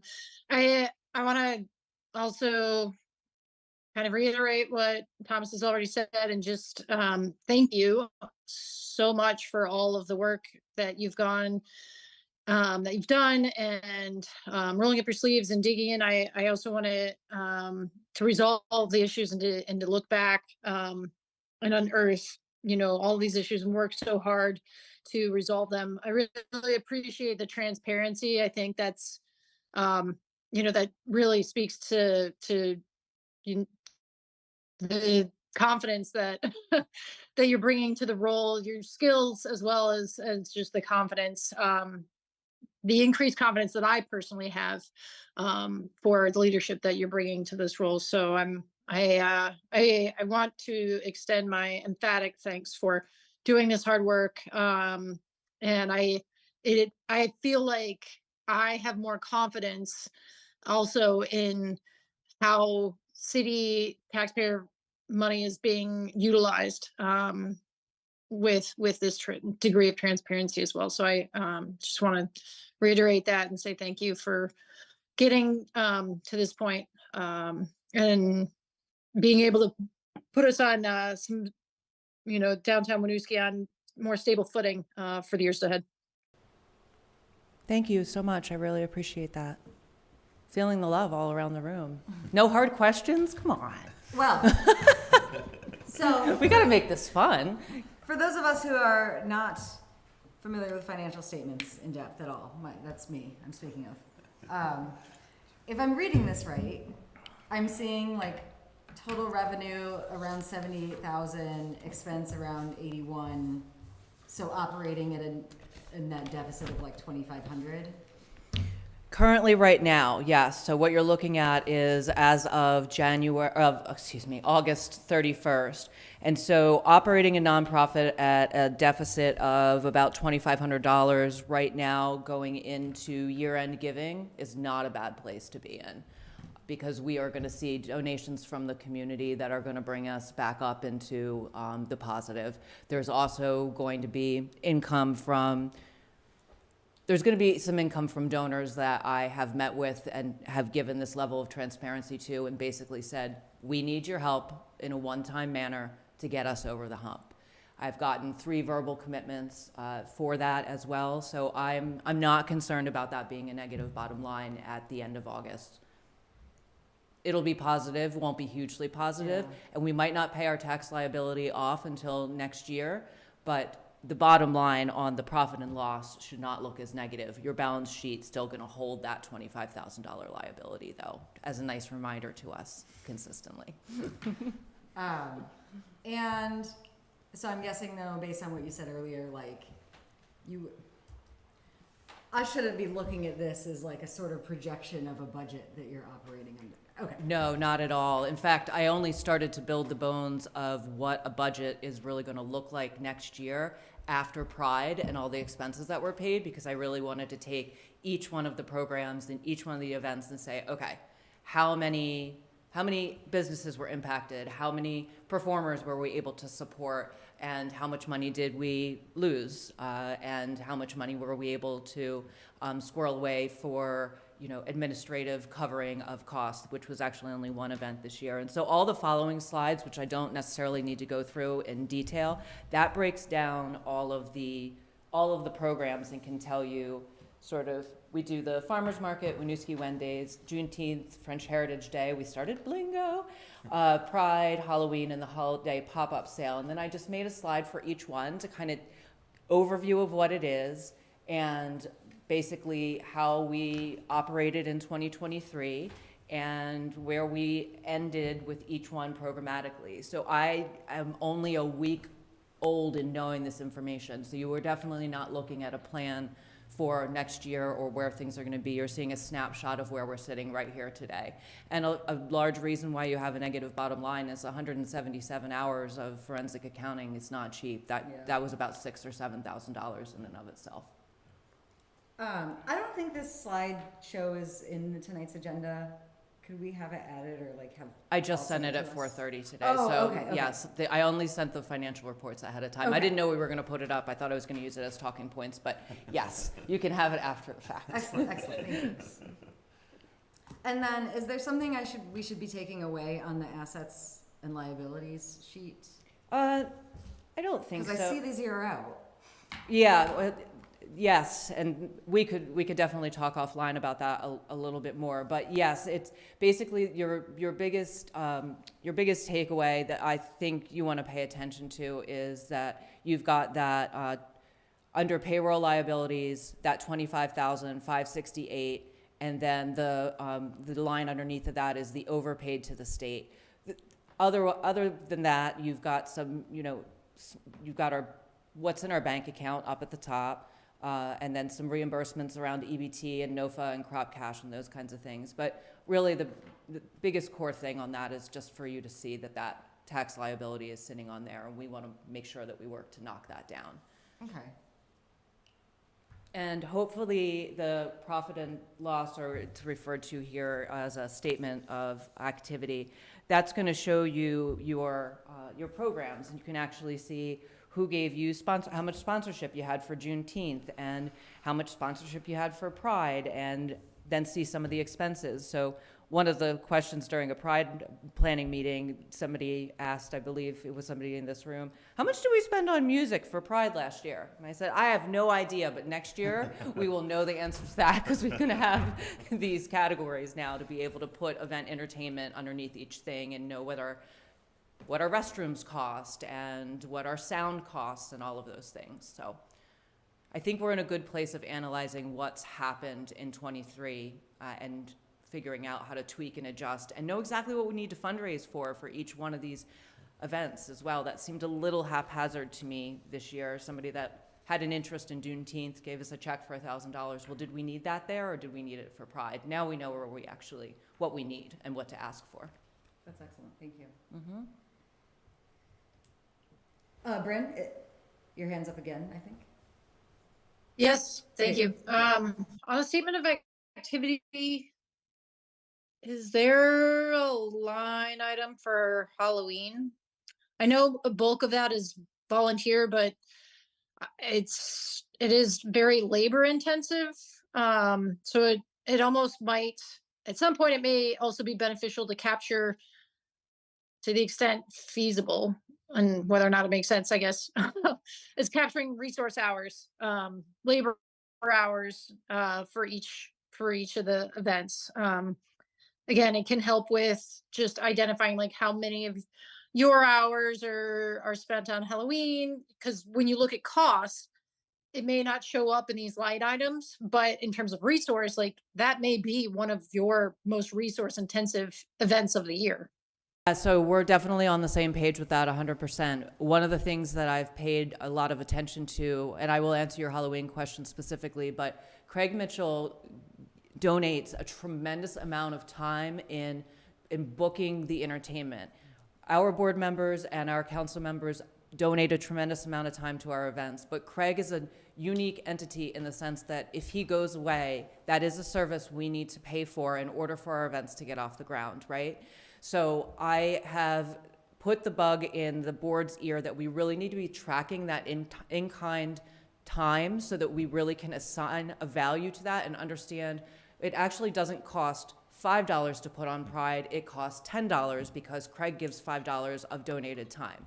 We really need to assess that. And so I have started I've started a side spreadsheet based on best estimates of what I've seen in 23 to try and capture that.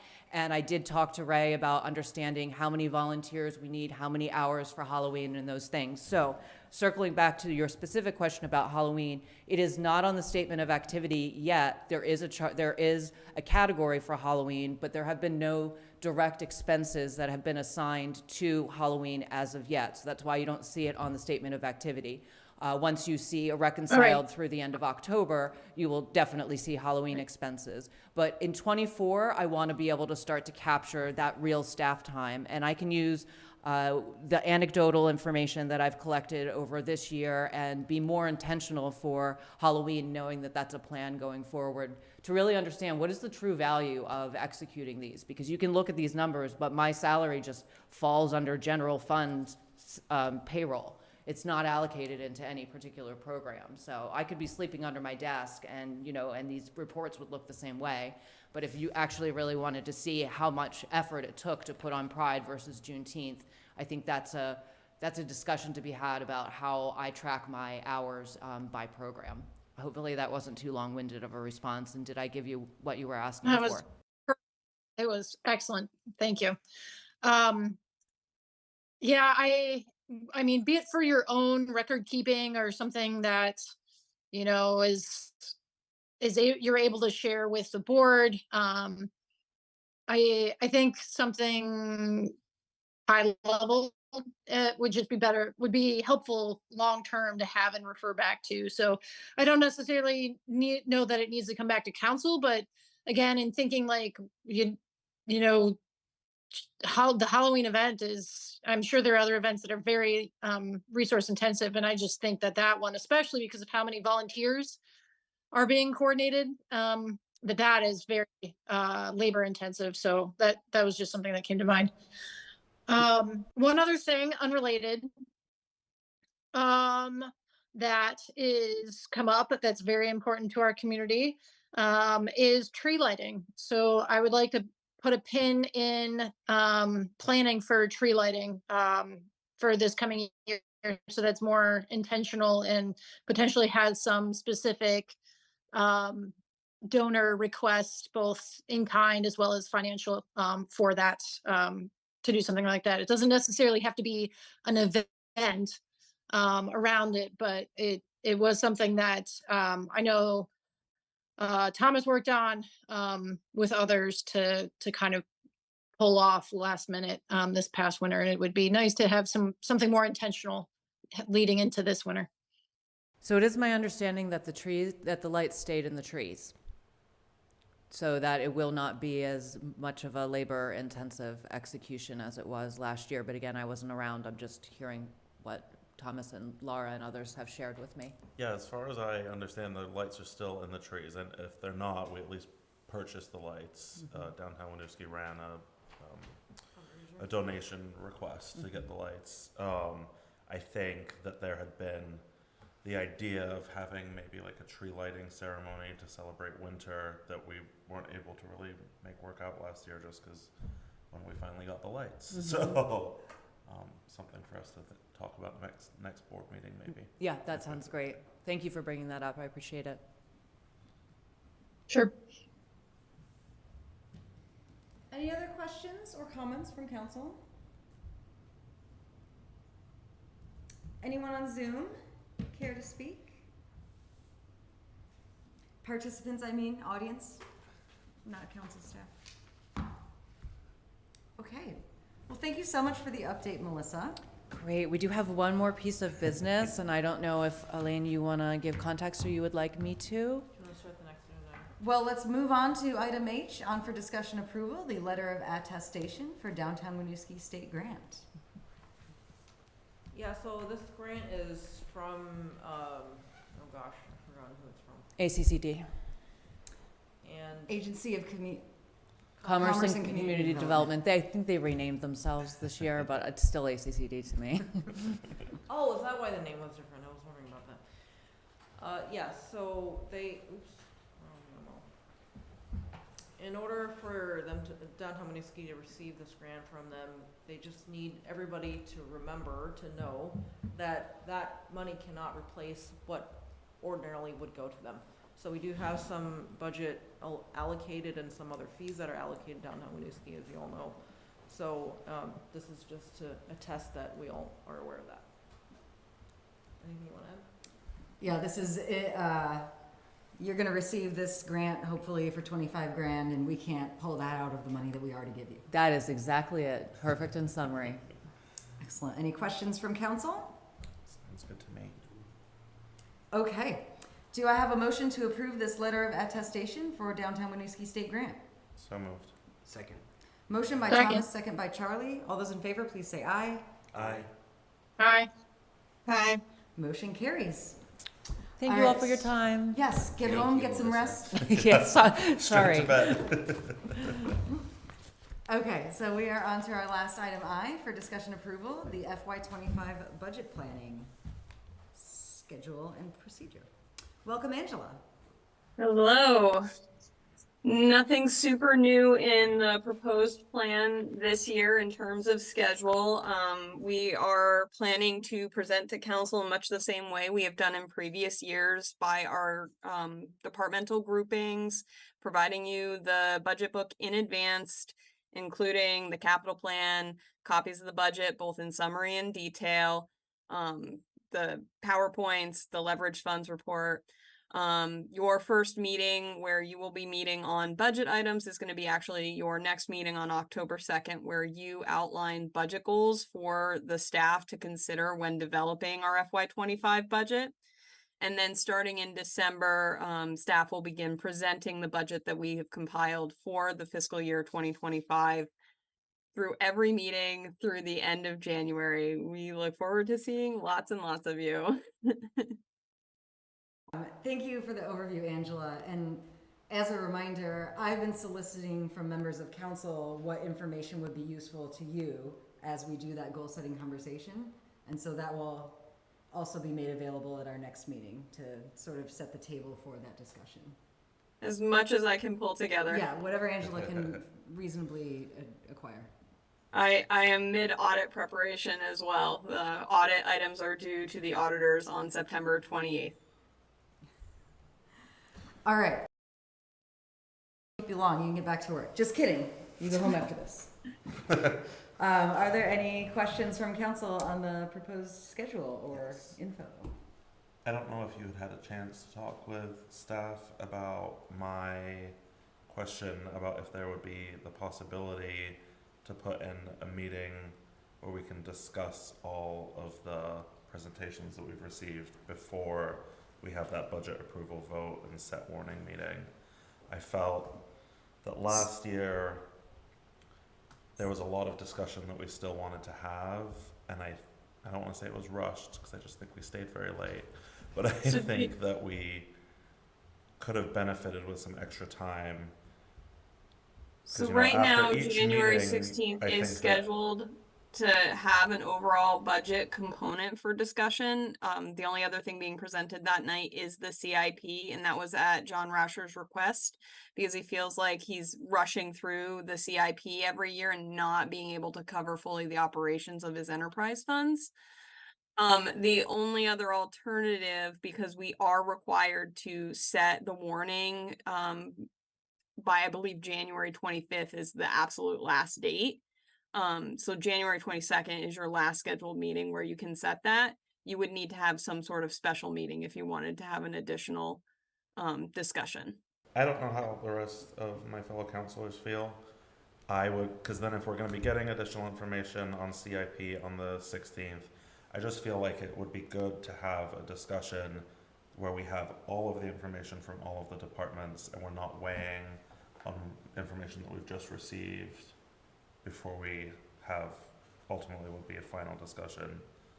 I would be open to having a meeting added. I don't know what everybody else feels about that. So, just as a reminder for council, that you have a meeting on the 2nd, which is, of course, the first week of January, on the 8th, which is the second week, just stating the obvious here, and that meeting that Angela referred to on the 16th.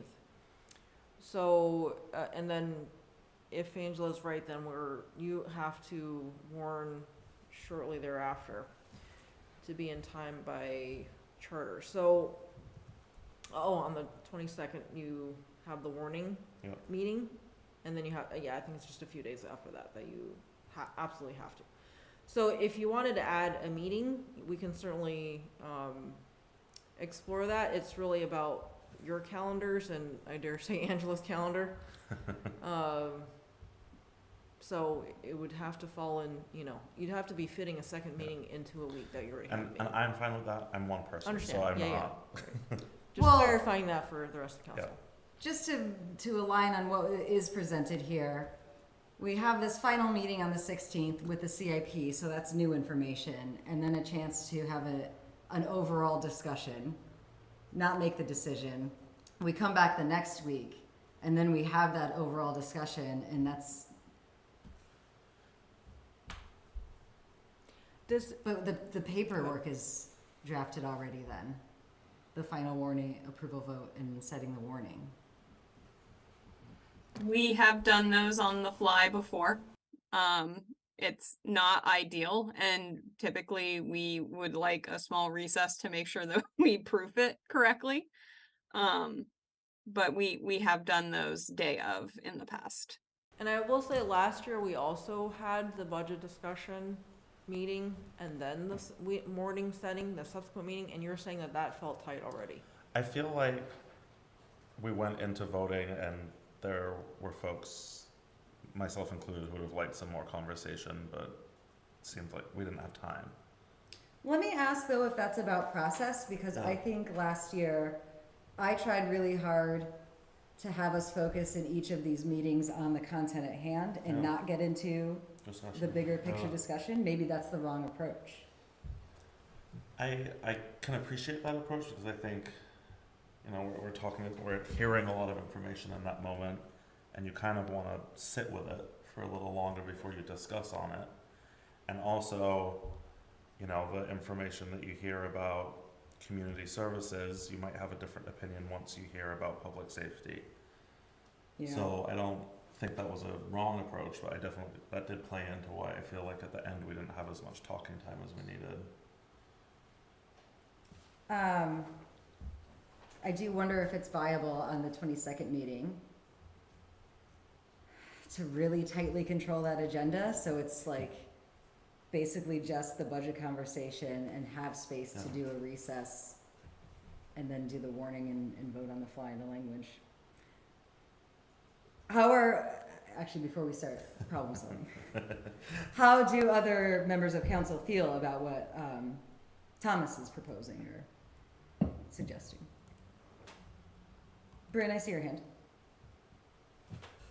I can let the other counselors go first.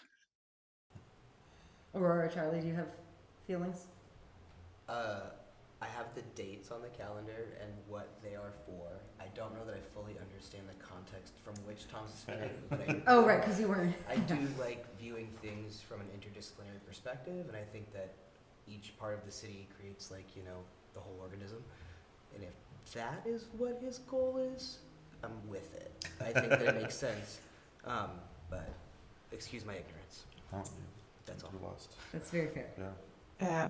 I'm of two minds in that if we have another meeting that month, I don't really want to do that, but I also do appreciate because I did feel, I think similarly to Councilor Renner, that we could have used some additional time to discuss. So I kind of like the idea of maybe setting some more time aside, either the 22nd or maybe the 16th too. So the 16th might be an easier one to control, almost just have those two items. Only Yeah. talked about the CIP and a budget discussion, and there was nothing else on the agenda. Yep. I can't promise that, but we could try really hard to make it nothing else substantial, right? Not an ordinance update or the sidewalk thing, Which we did do last year. Yeah, that's a good point, because I feel like last year we did have some substantial content in these agendas, and in years past maybe we haven't as much. Well, in years past, I don't think council was asked to make all the hard decisions we asked you to That's last true. year. It was more straightforward. This is the proposal. It all made sense. It was 2% tax rate increase, which is under inflation, just to be clear to the public. Council's well aware. And so it is, we're asking you to do more work. I'm asking you to do more work, to be fair. Bryn, you want to share your thoughts? Yeah. Thomas, do you remember January? You know, I do. Enjoy all of you. So I just, I mean, my threshold for meetings, but January is a marathon, and that was I can empathize with Aurora where it just, oh man, the end of that month, I needed a vacation. And we had I had think actually that is kind of why I think we need more time, because it did feel like a marathon, and like we were taking on so much information. And I don't know what's going to be proposed this year. Last year seemed like there were just a lot of things that we didn't feel settled with when we voted. Part of it is what, Elaine just said, of like, there was a lot that we were considering, like with COVID relief dollars, with the oh my gosh, what's the acronym? Oh, COLA rates. COLA? No. COLA, yes. COLA. ESSER? With those rates, I know, all of the acronyms, all of the things. So I feel like, if anything, Thomas, if you want to hang out on a Saturday to talk about it, I'd be game after work. I'm not sure I can do any more than what we're already signed up for. Fair enough. What if Elaine and I do some thinking about like forward looking on the agenda planner? If it feels like it's feasible to keep the meetings very focused, so we have a lot of space, maybe that could work. If that isn't seeming viable, we could consider adding an extra touch point. Yeah, I think that's fair. Because I must say that I lean away from adding a meeting in January as well.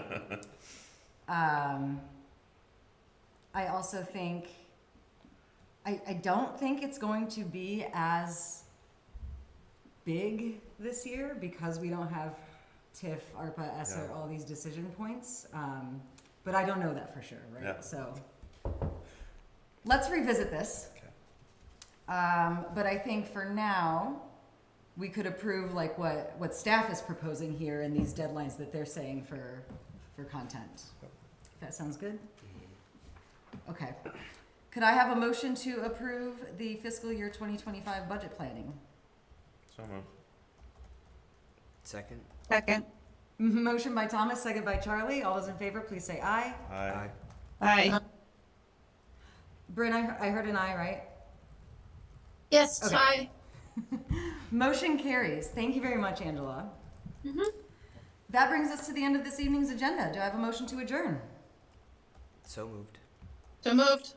Motion by Charlie, second by Bryn. All those in favor, please say aye. Aye. Aye. Aye. Motion carries and meeting adjourned. Thank you, everyone. Night. Have a good night.